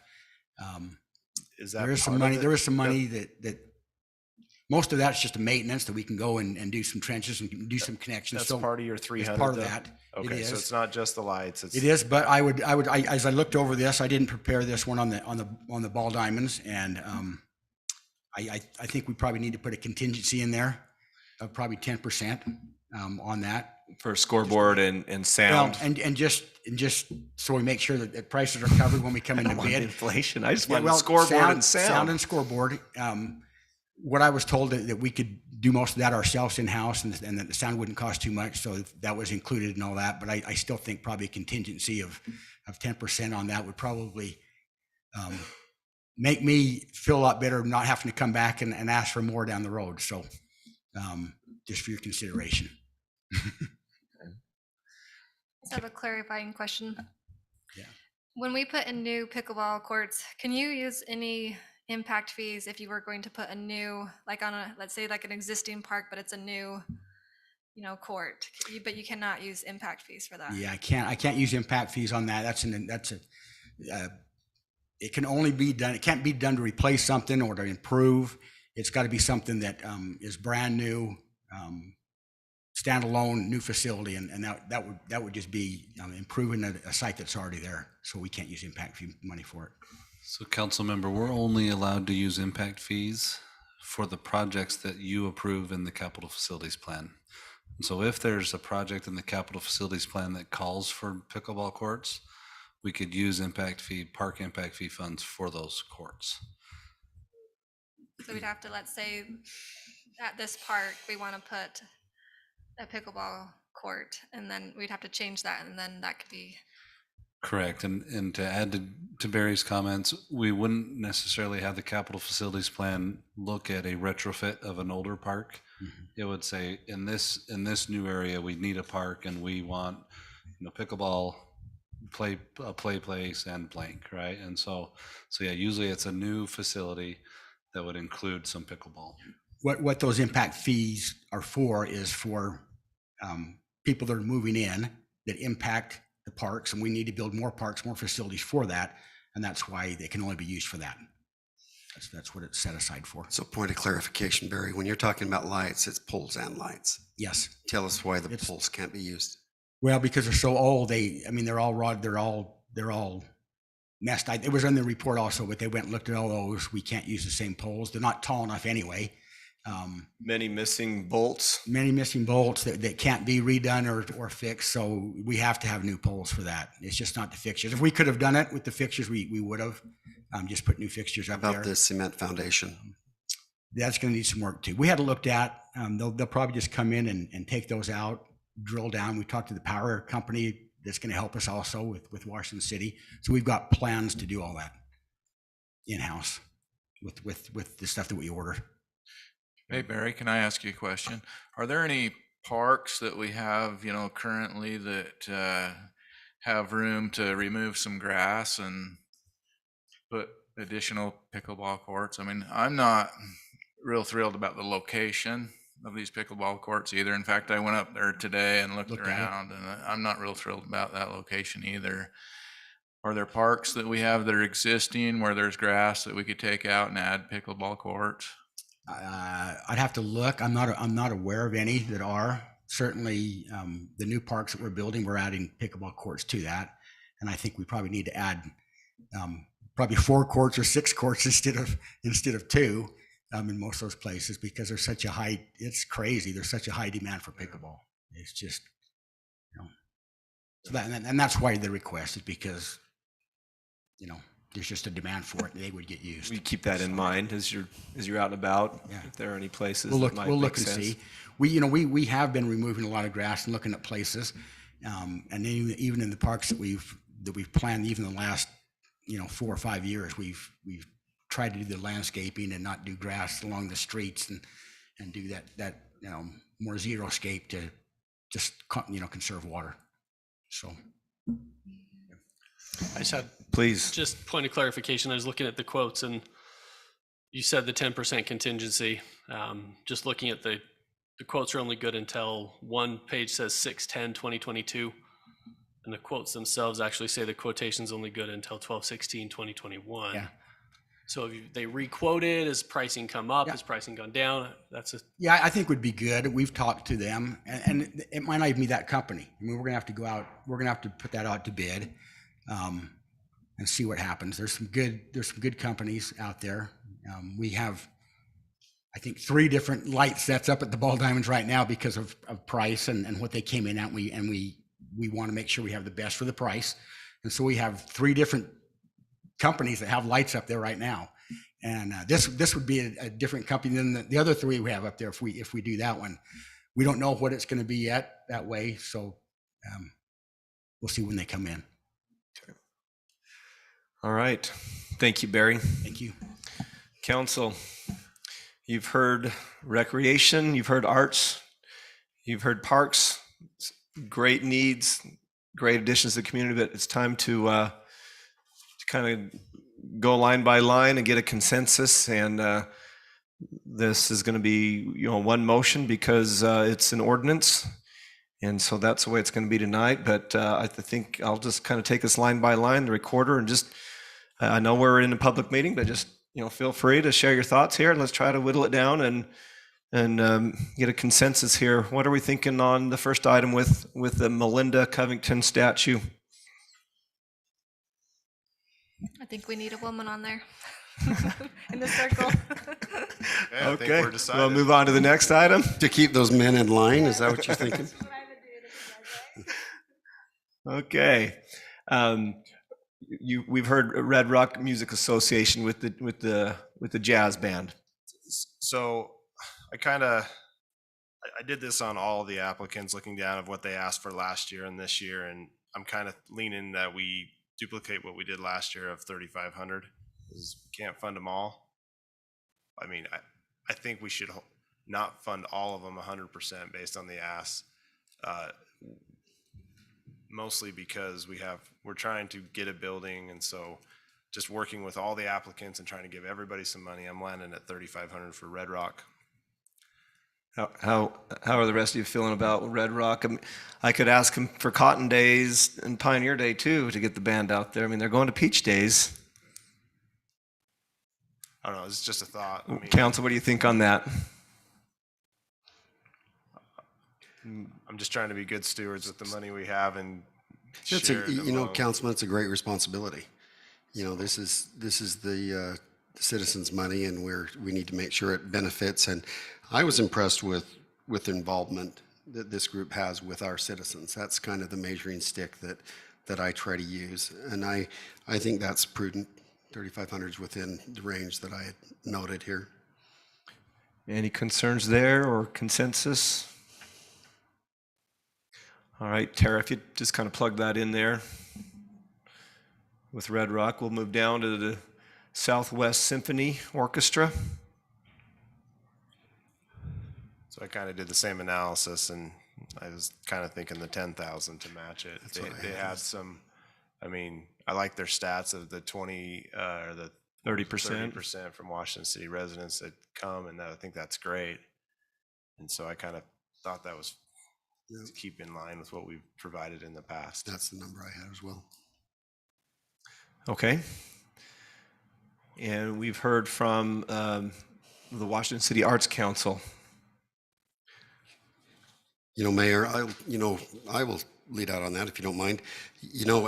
Attending a few of their events, it's amazing. When they came on as a very young arts council a couple of years ago, the commitment, and I think that all of us recognize when I've reached out, being the arts liaison, and I've reached out to the council and asked for support, it's been very positive, and I think that we're showing some dividends. We need this in our community. I think that, as far as the Southern Utah Art Guild, that was another ask, I would recommend nothing or zero for that. But considering that the Washington City Arts Council is growing, that they have needs, and considering some rents, considering that we want them to flourish and we need to have some skin in the game to do that, my initial look was right at 20,000 which is less than half of what they asked for. But I think that with that, it gives us a barometer to be able to gauge next year what their need is and what was done this last year. That's just a... Thoughts about that on Councilman Ives? I'm good with that. One thing I like about the Arts Council is they're very active, and in fact, they send me emails quite a bit, and they really focus on activities in Washington City, and I really appreciate that. I think that would be money well spent. So I landed a little higher, but I'm good with that. So that's the council. I mean, I came to 27.5, but I went through their list and thought of the things that were important to Washington City, and that's the number I had. But I'm comfortable with the 20,000 if that's. Say 23.5, split difference with that. Yeah. If that's the consensus, I'm Everybody feel good? Okay. 23.5. Do we even need to say on this one? Yeah, 4,000. Okay. On which one? The band. I was going to go 5. What?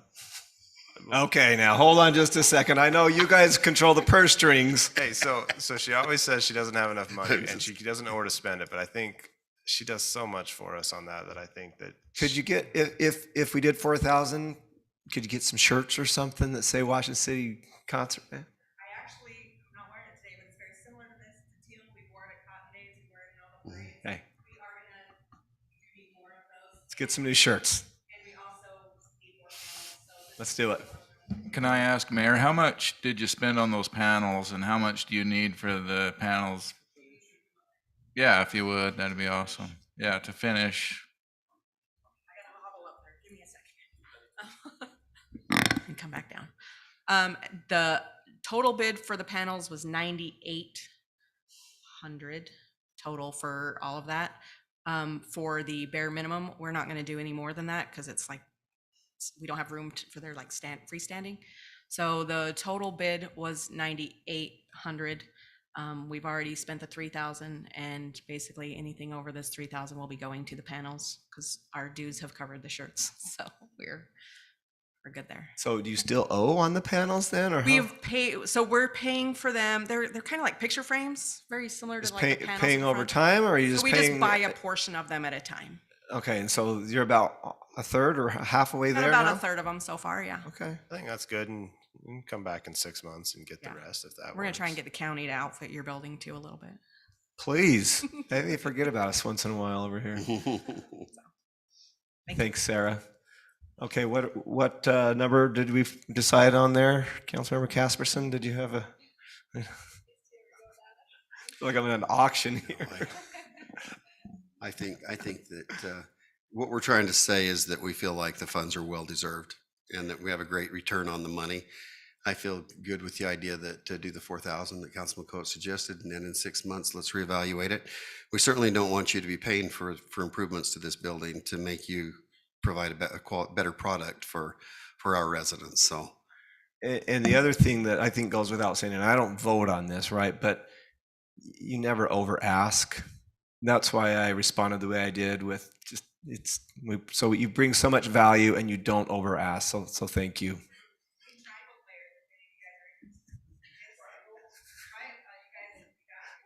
is that the dinner bell? I could do that if you tell me when. I don't think they can. It'd be a conflict, so they'll probably bow out. Okay, let's talk about the baseball field lights and scoreboard and sound, and then the pickleball courts. Can I ask Barry another question? Sorry, Barry, come on up. I just, in the estimate, it has a 20% contingency, and you need another 10 on top of that. I just want to clarify. So the 20% contingencies, I believe, on the pickleball courts. Yeah. Sorry. Yeah. I grabbed the wrong Yeah, estimate. there was no contingency on the other Okay. one. Yeah. Sorry. But on the lights, you were thinking that the ask was at 300,000 for the lights, and then you're building a 10% that would make it 330,000. Yeah. Okay. Correct. Thank you. I kind of, you other gentlemen have kind of commented on the pickleball courts. I'm in the same place. You know, I just think that there's some things in motion that we need to detail. And even though we recognize that there's a lot of people that enjoy playing pickleball, I think for the best look from the city, I think we need to just pump the brakes on that and then have more discussion with our tremendous staff and try to detail so that we're all in agreement on that. And so I would recommend no money towards the pickleball courts in this ask from me personally. Sorry. I was just gonna say, I agree with you. I wasn't supportive of the pickleball courts. I don't like that it's only available to those who have a Washington City pass. I'd rather have that, where we're using all this tax money, I'd rather have it be, accessible to everyone in the community to be able to use. So. Okay, so ball field lights and a few other little repairs there on the field for the Little League field. I think we should do it, and if he needs 10%, we should do the 330 just to, so he doesn't have to come ask for Okay. a few thousand. And we know Barry will only use what is the estimate, and the rest will remain in the wrap tax, I'm assuming. Okay. So. Tara, do you need a total on this when I call for a motion or per the schedule? Okay, council, we comfortable if I call for a motion? Can we put the total? I'd like to have a total. Sorry.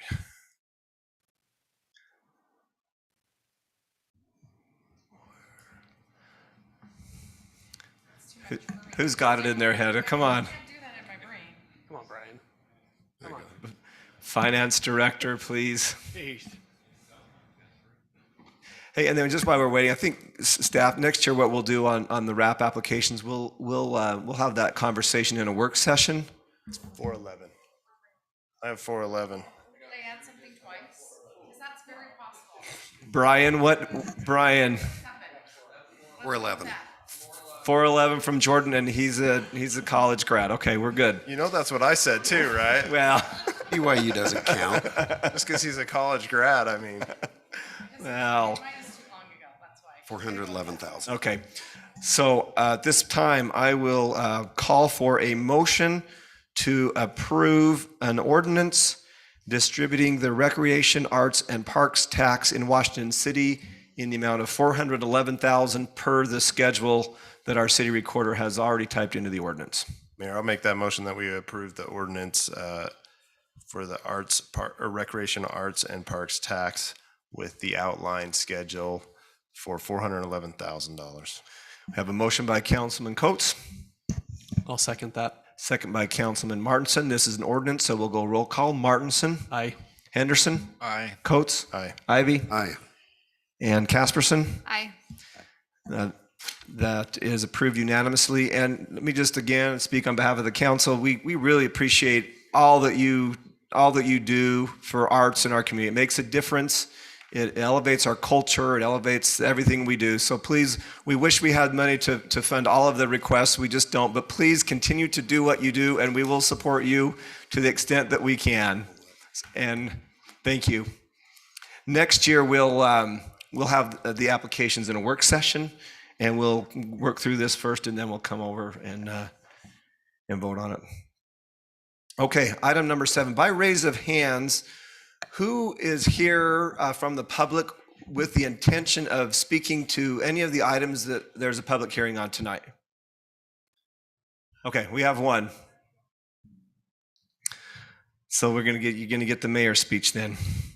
So we received no electronic public comment prior to the meeting on any of these items that are under public hearings. And as I say every time, this is an opportunity for the council to listen and consider public feedback. After I open the public hearing, any wishing to speak to a specific item, please remember to state your name for the record and to address the mayor and council as such. Please keep your comments on topic, not repetitive to something that has already been said, and concise.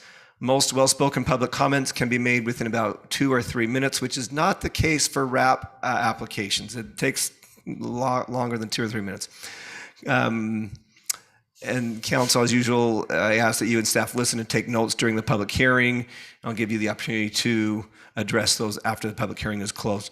Item 7A is a public hearing and consideration to approve a zone change request Z-22-10 from RA1/2 to R110. The location is 950 East, 3650 South. The applicant is Lance Miller, Community Development Director Drew Ellerman. Thank you, Mayor and Council. Stated the applicants request an approval for a zone change of approximately 3.61 acres. The requested change is from the current residential agricultural half-acre minimum to the proposed single-family residential 10,000 square foot zoning designation. The R110 request is for the purpose of developing the parcel into a residential subdivision. Excuse me. This particular location has a general plan use designation of low-density residential, which allows for the R110 or the R112 or larger zoning districts. Surrounding zoning to the parcel is RA1 to the north, PUD to the west, R112 to the east, and R18 to the south. Staff has no concerns with the proposed zone change as outlined the applicant's harmony with the surrounding land uses and the general plan. The Planning Commission held a public hearing and reviewed the request at their June 15th, 2020 meeting. The Planning Commission unanimously recommended approval of Z-22-10 for the zone change request from the RA half to the proposed R110 zoning district. That was on to you, the City Council, based on the findings in your report. And I'll be glad to answer any questions you have on this particular proposed zone change. Hopefully everybody knows kind of where it is. You have the girls' school right there to the west. And I think we've recently zoned the piece right to the east, just within the last month. And so Questions on the zone change for Drew? Seeing no questions from council, I'll open the public hearing. Any wishing to come forward and speak this item, please come forward. That is a great looking shirt. See if I know where this is. Sherry Tate. I'm just looking at what's around there and what's coming up on the docket next. I know this is a smaller parcel, but going from a half acre to a 10 is kind of scrunching a lot there. So maybe it's going to be apartments. I don't know what it's going to be, but I would just hope that we would keep consistent in what we're doing for that look, because we're really focusing on that look down there. So let's not get too crazy and crowded. You know, if it's apartments and that's what it is, I don't know, but I would just hope that we would keep it at least a 15 so it's consistent with what's around. That's just my concern. So thanks. Thank you, Sherry. Appreciate you. Anyone else would like to speak to this item, please? Evening. Tiffany Moore. I live in Say that just a little louder. Yeah. My name is Tiffany Moore. I live in Sugar Plum right across the street. Yes. I also have a question. Is it apartments, townhomes? Do we know today what they want to build?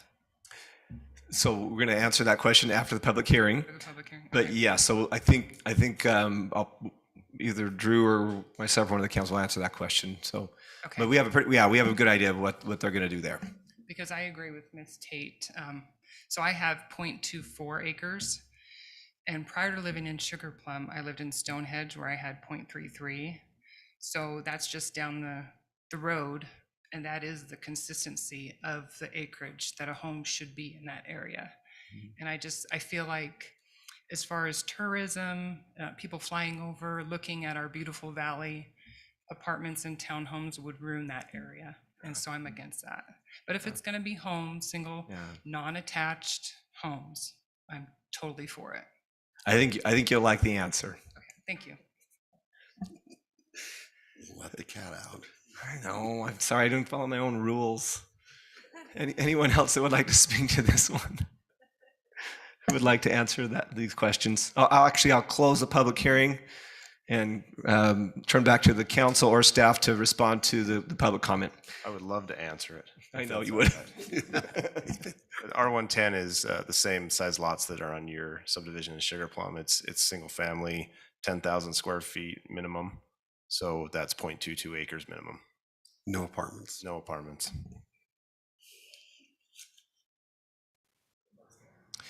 Would the applicant like to come forward before and respond to any of the public comment if you feel it's necessary? Okay, great. I don't think it's necessary. I think you're making a good call there.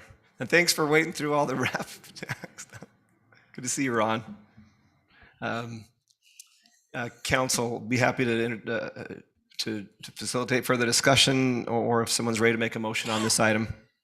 If there's no discussion, I feel very comfortable in making a motion to approve a zone change request Z-22-10 from RA 1/2 to R-1-10, located approximately at 950 East, 3650 South. I have a motion by Ivy.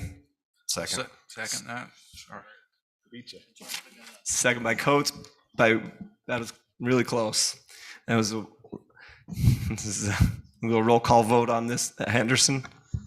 Aye. Coates. Aye. Ivy. Aye. Casperson. Aye. Martinson. Aye. And that passes unanimously. You can build lots no smaller than 10,000 square feet on that property. No apartments or Miss Moore will be upset. No multifamily. Okay. All right, let's move along to item 7B. This is public hearing and consideration to approve an ordinance for zone change request Z-22-14 from A20 to R115, 15,000 square foot lots located at approximately 3090 South Washington Fields Road. The applicant is Kent Stinger, and our Community Development Director, Drew Ellerman, will present on this. Thank you, Mayor and Council. The applicant stated is requesting approval of the zone change of approximately 17.98 acres. The requested change is from the current zoning of agricultural 20 acres to a proposed single-family residential 15,000 square foot, or the R115 zoning district. The purpose for the R115 change is to develop this parcel into a future residential subdivision. This particular location has a general plan use designation of very low density residential, which allows for the R115 or larger zoning districts. The surrounding zoning of the parcel is RA2 to the north, A20 and R115 to the west, R110 and A20 to the east, and R115 to the south. Staff has no concerns with the proposed zone changes outlined due to the application is in harmony with surrounding land uses and with the general plan. Planning Commission reviewed the request again at a public hearing on their June 15th, 2022 meeting. Planning Commission unanimously recommended approval of Z-22-14 for the change from Ag 20 to the proposed single-family residential 15,000 square foot minimum. And this was on to you, the City Council, and based on the findings in your report. And I'll be glad to answer any questions the council might have for me, staff, on this proposed zone change. Council, questions for Drew? Drew, is that county zoning or county area in the white right there? I'm sorry, I can't, my eyes. No, I'm not sure. This is their exhibit. I'm going to go to our particular maps and might help. I think it might just be the coloring of the land. Let me grab my pencil here and yeah, I guess I'll just, now I got, go drop that, pick that up. It's just the R115, sorry, because it's such a light and they're coloring. So it's this particular piece right here where you can see my arrow bouncing around forth. So it's basically where the corn maze was for all the years. That and then the alfalfa field on the north end, that whole block right there, what's left of that quarter there is the piece. So Further clarifying questions for staff? Seeing none, I'll open the public hearing on this item. If anyone would like to come forward and speak to this. Sherry, you've had a lot of experience on this property. Do we need to have a moment of silence for the corn maze? Okay, I think it's just not going to be at this location anymore. Yeah, I feel you. Okay, seeing no one come forward to speak to the public hearing, I'll close this public hearing. And applicant, would you like to come forward and say anything on this item? Okay. Council, further discussion or a motion on this item? I'm ready for a motion if you are. I'll make a motion that we approve the zone change Z-22-14 A20 from A20 to R115, located approximately 3090 South and Washington Fields Road. I have a motion by Coates. I'll second that. Second by Martinson. Roll call vote. Coates. Aye. Ivy. Aye. Casperson. Aye. Martinson. Aye. Henderson. Aye. The zone change passes unanimously. I do have a question for you. Have you taken the last alfalfa cutting yet? No. Okay. Okay. Would you just come tell us on the record if you don't mind? Come on. Are you Kent? All right. If you'll just say your name. This is on the record, My but name's Kent Stanger. I recently bought that from Burke, and he's still farming it for now. okay. So And he told me a couple days ago he was going to cut it 6 times this year. 6 more times, and then what's your time frame? We're trying to go to the preliminary plat stage right away. So next month. Well, we're confident you're going to do something really nice there. Yeah. So best of luck to you there. So just we do have a trail running down that side. I know about that. I just want to let I'm you just know. trying to keep it light. I'll just be straightforward with it. We expect a trail along the Fields Support Road. that. So I'm a bike rider. I just don't want you to do your preliminary plat and then have to hear from us about that. So we're just hearing from it now. It's in there. It's in there. It's included. Thank you, Mr. Stinger. We'll see you again. Okay, we'll move on to item 7C, which is a continuation of a public hearing and consideration to approve an ordinance amending or adding section 9-8A-8 to the Washington City Code for an internal accessory dwelling unit, or IADU. For those here in attendance or watching on the live stream, we've discussed this at our last meeting. We also discussed this at the work session prior to this meeting. So we'll ask Thad to come and present briefly and answer any final questions before I call for a vote.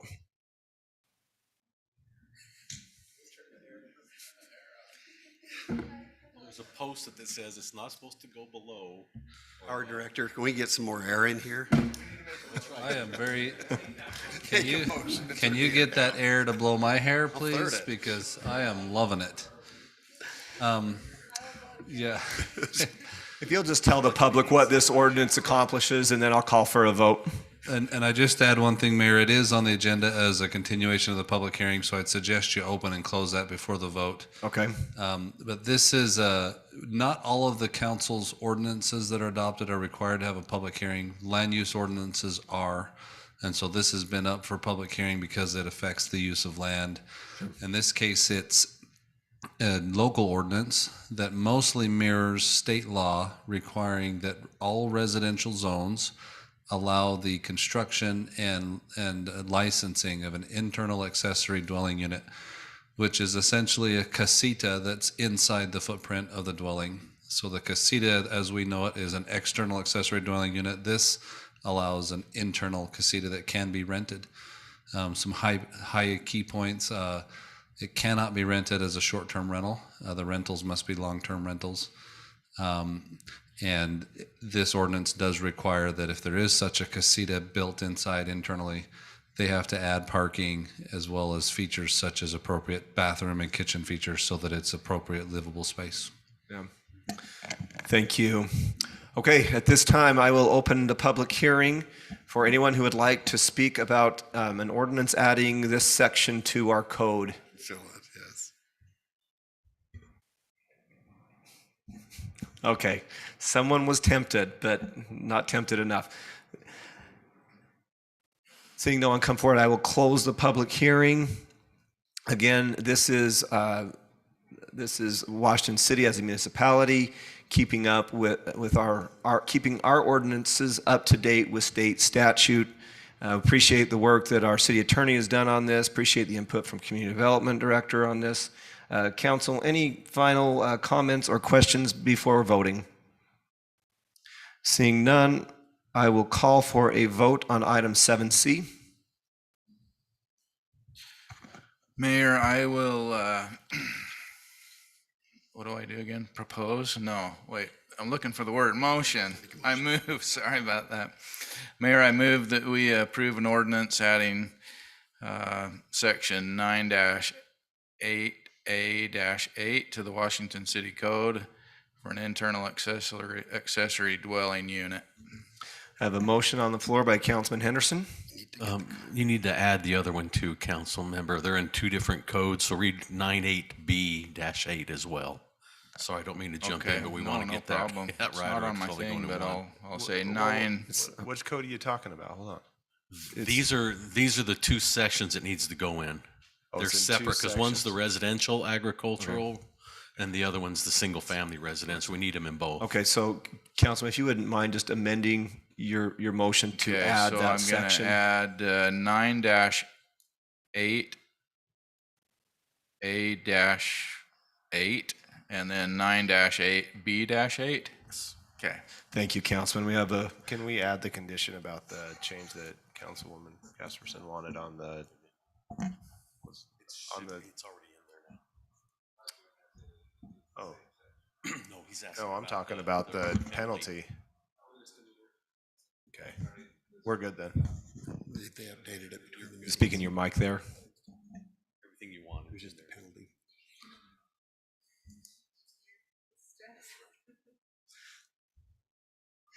You'll be glad to know, just while he's looking this up, thanks to Councilmember Casperson, You'll see no there. one risks being thrown in jail for not abiding by this ordinance. They only risk a fine. So thank you for looking out for the people.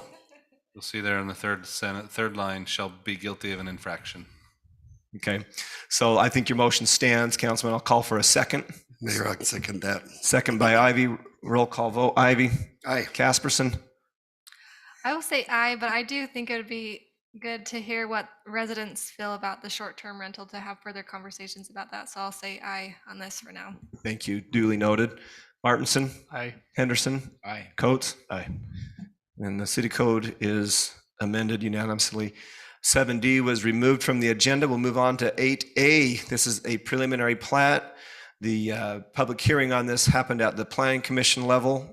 So this is a continuation of consideration to approve a preliminary plat for Desert Ridge Estates Phase 1, located at approximately Desert Cactus Drive and 1100 East. The applicant is Sunwood Homes. City Planner Eldon Gibb, if you'll come present on this item.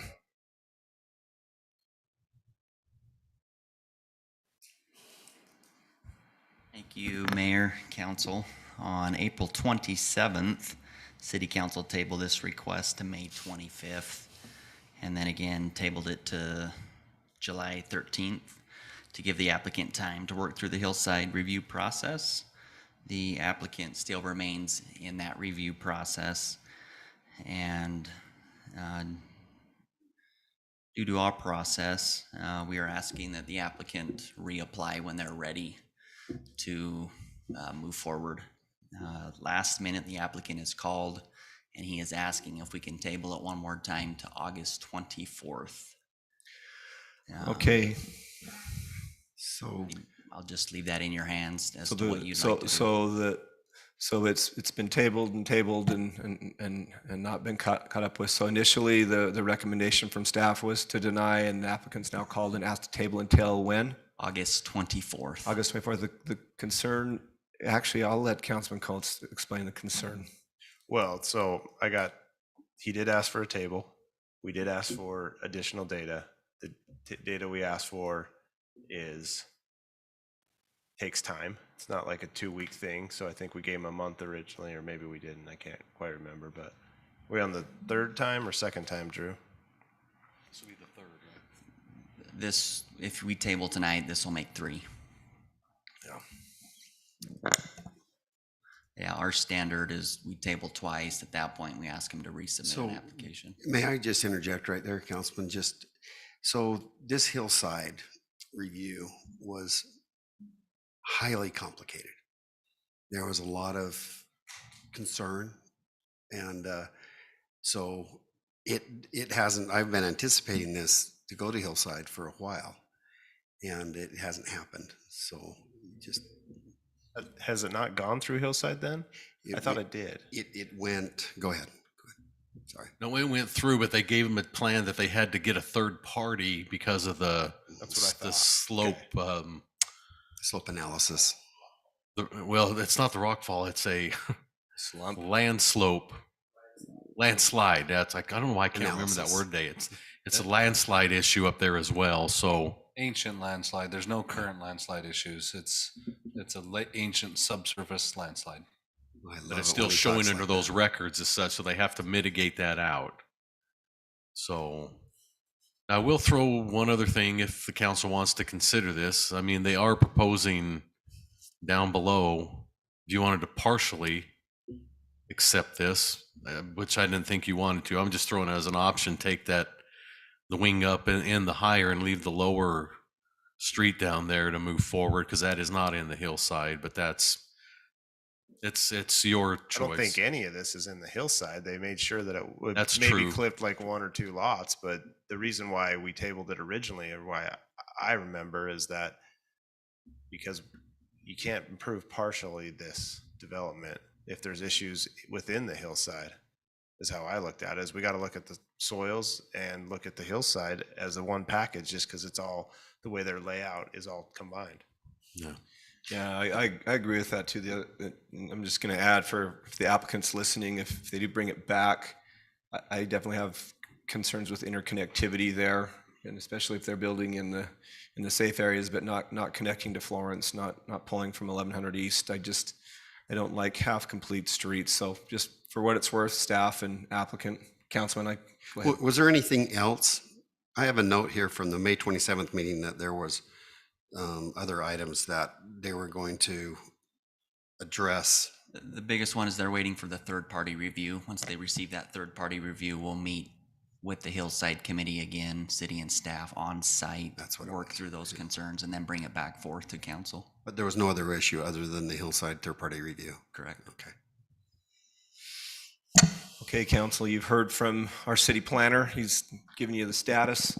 Sounds like the choice before you is to table a third time or to deny and let them come back through the process.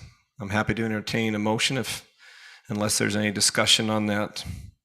So this would actually be a denial? Which allows the applicant to start the process over. I'm not sure it has to be a denial. You can just say it was withdrawn by the applicant.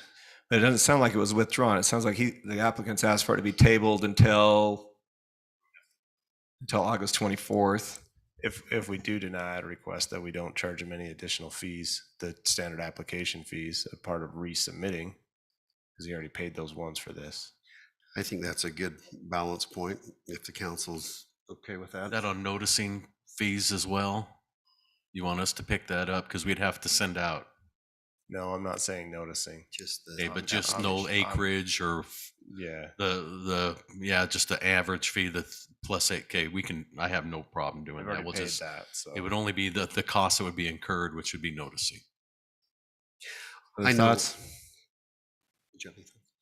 So I'm just thinking that as far as Hillside, this has really there's a long time frame here. There's a lot of things in motion, and I went back and checked the notes from 2 different previous council meetings and my scribbles trying to figure it out. So with the council's approval, I would make a motion. Do we need to deny, Mayor? Again, I need clarification on that, or just... My understanding is to deny, but I do like the concession that we would waive any fees aside from noticing fees associated with a new application specific to this site. If I may, counsel, just for all of you, for reference, when an item comes, you have 3 options, basically. You can approve with modifications, you can deny, or you can table.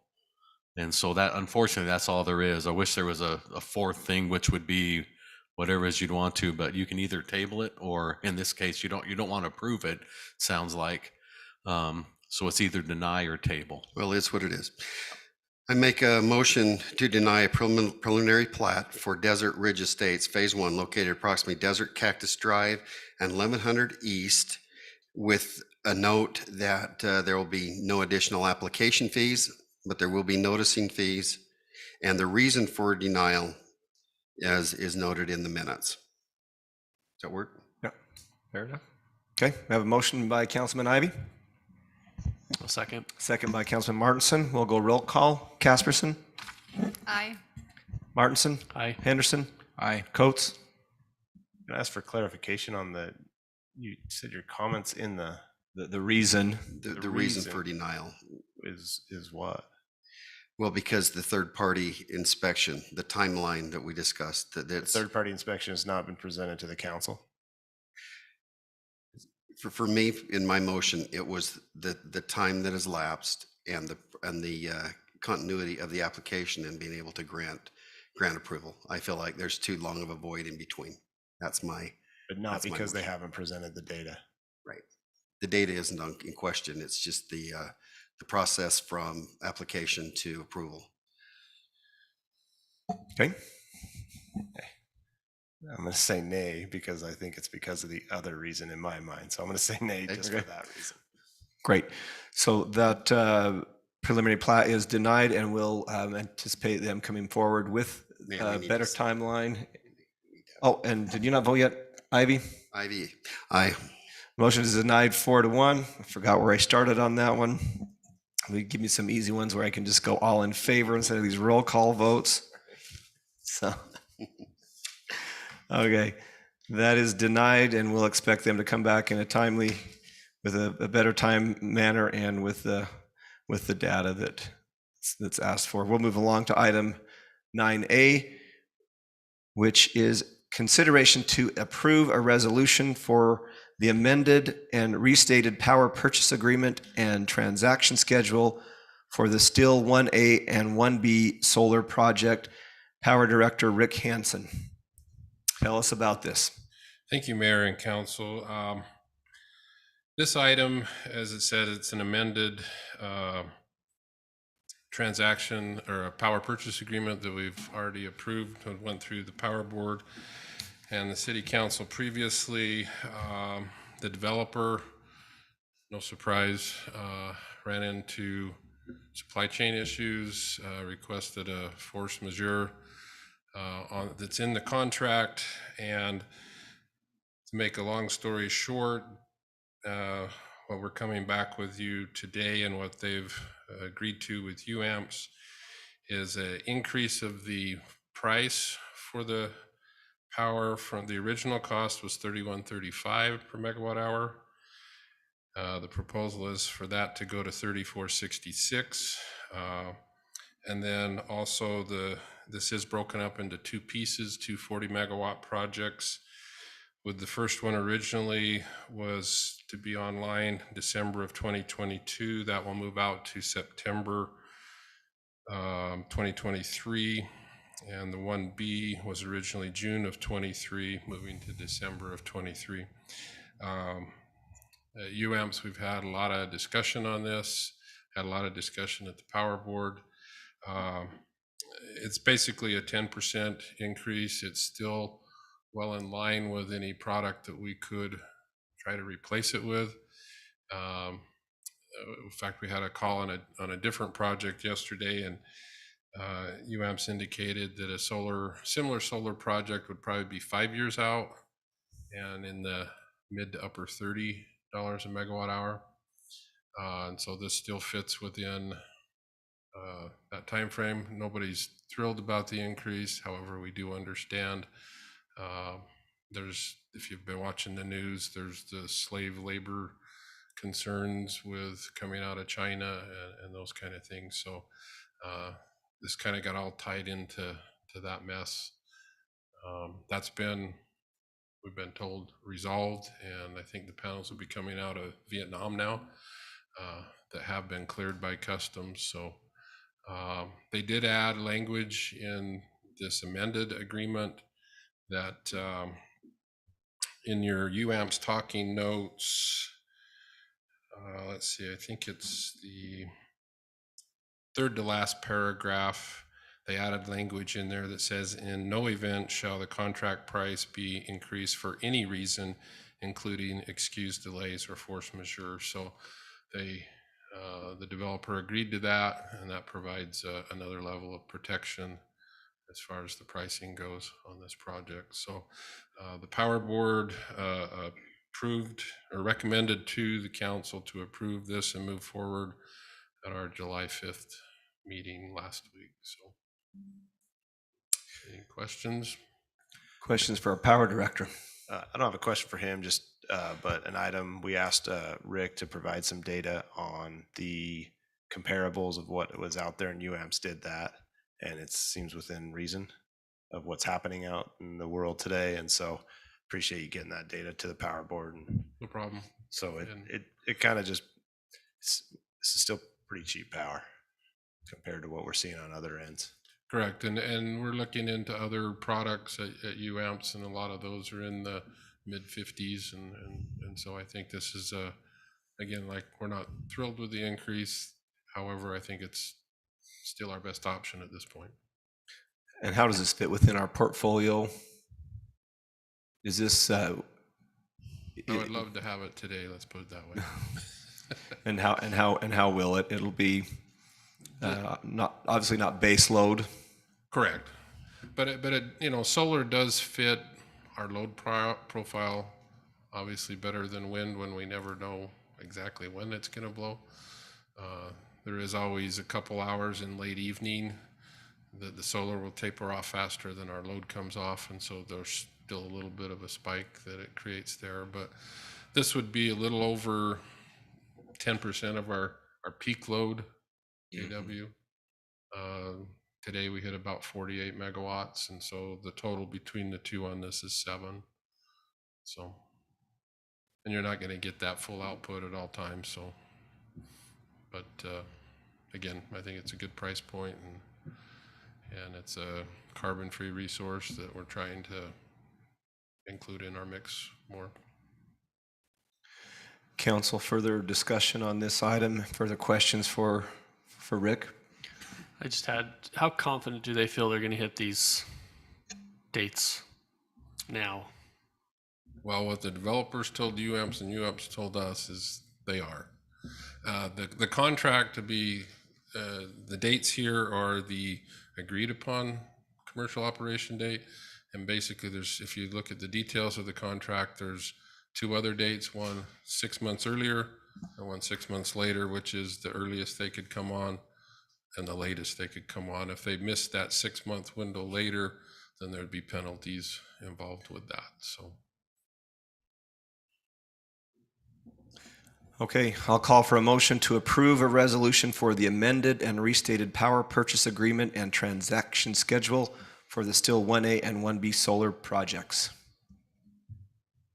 I'll make a motion to approve a resolution for the amended and restated power purchase agreement and transaction schedule for the Still 1A and 1B solar projects. I have a motion by Councilmember Casperson. Second. Second by Councilman Coates. We'll go roll call vote. Martinson. Aye. Henderson. Aye. Coates. Aye. Ivy. Aye. Casperson. Aye. Thank you. The resolution passes unanimously. We'll move on to item number 10, which is reports of officers from assigned committees. Councilmember Martinson. Not meeting for, I don't have anything to report. Everybody's on break. Hey, thank you, by the way, for your service along with the Youth Council on the 4th of July and also at the Mayor's Cup. You guys did great. You did great. Appreciate that. Next time I see Carmen and the youth, I'll let them know. Thank you. Councilman Henderson. I don't have anything to report, Mayor. Councilman Martinson, or Coates. Just mixing us up all night tonight. I know. Where's that AC? No, you heard the power board. We went over those items that we just approved. As far as the solid waste district, we are moving forward with the design of the new landfill transfer station, or not transfer station, sorry, the scale house and the new building down there. So we're moving forward with that. And then we're looking at, there will be an increase in rates, but that's how we're going to help pay for the bond. We're using the CIB funding. I've mentioned it before. We haven't got it yet, but we've applied for it. It's an extremely good rate compared to what we're getting out there. So we're super excited for it.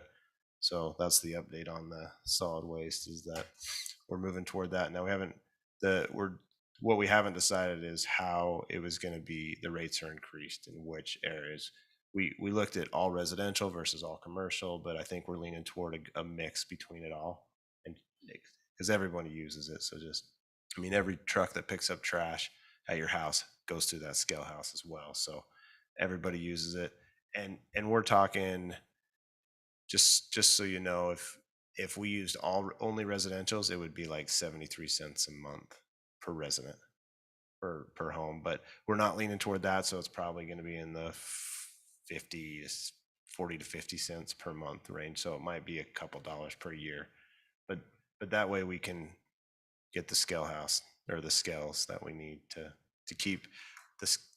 It's been out there for like 20 years or something like that. So it's extremely beat up and done and not as functional and safe. And so I think it's way over past due. So we're looking forward to moving on that project. And I think you're absolutely right. I've been out there a couple of times in the last month, and there's no doubt that it's a need, not a want. Anything else? Councilman Ivy. Yes, sir.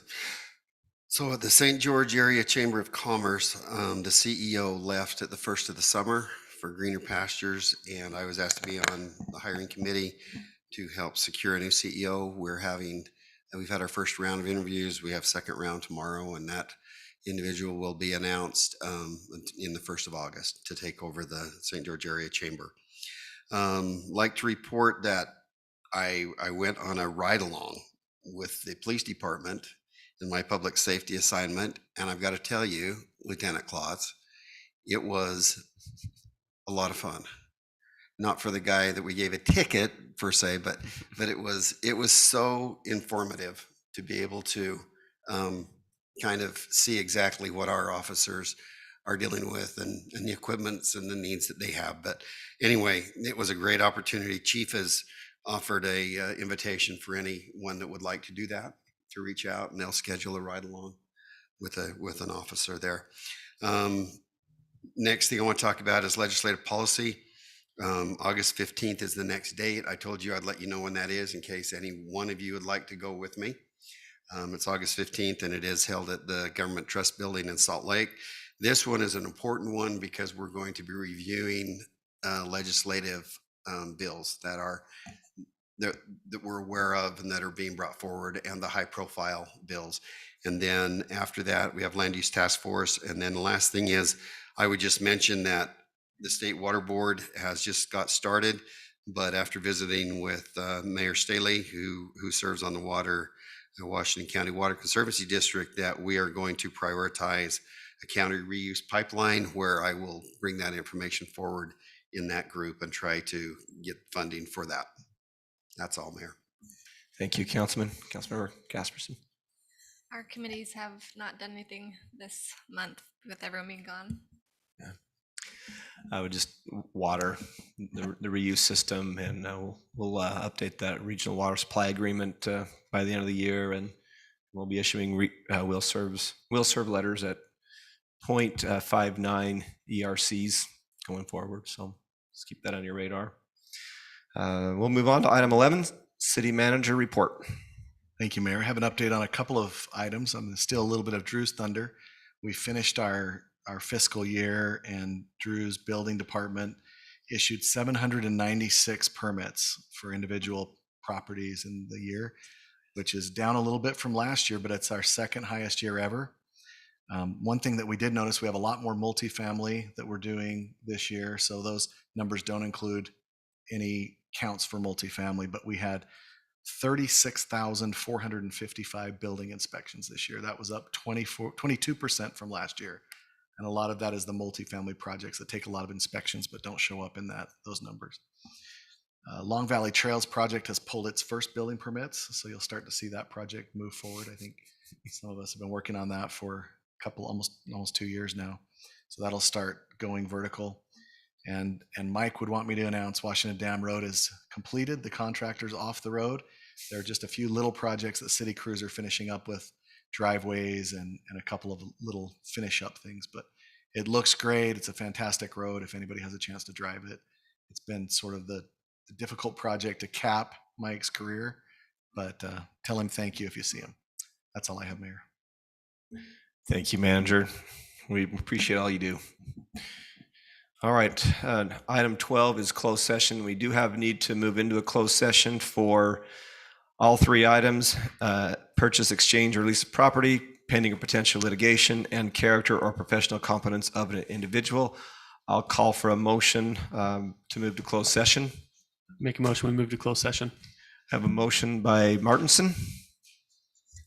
Second. Second by Casperson. All in favor? Aye. Let's take about 5, and then we'll meet in the conference room. Is it cool in there, Mayor? Jackets are not required.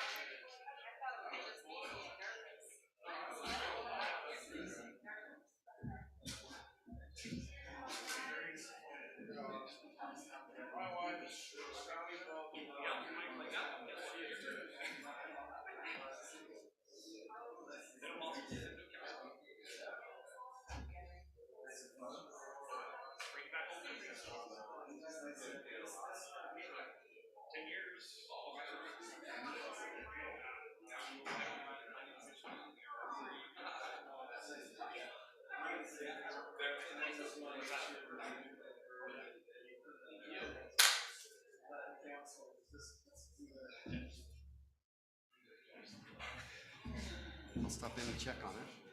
So the one thing I wanted to tell you is that we are familiar with the SUU Head Start. We have got their attention because I threatened to not renew their lease. And I said, if we renew this, we're not going to have a problem again.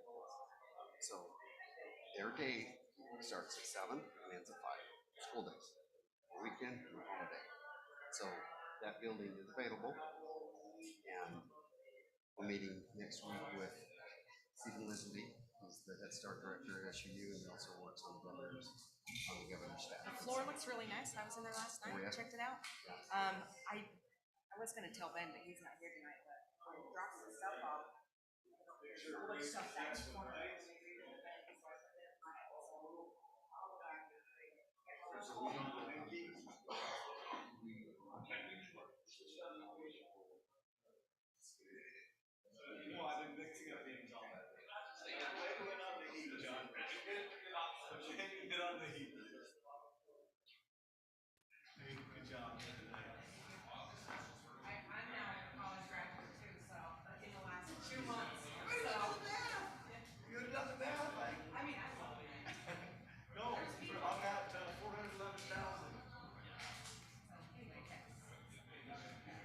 Recording stopped.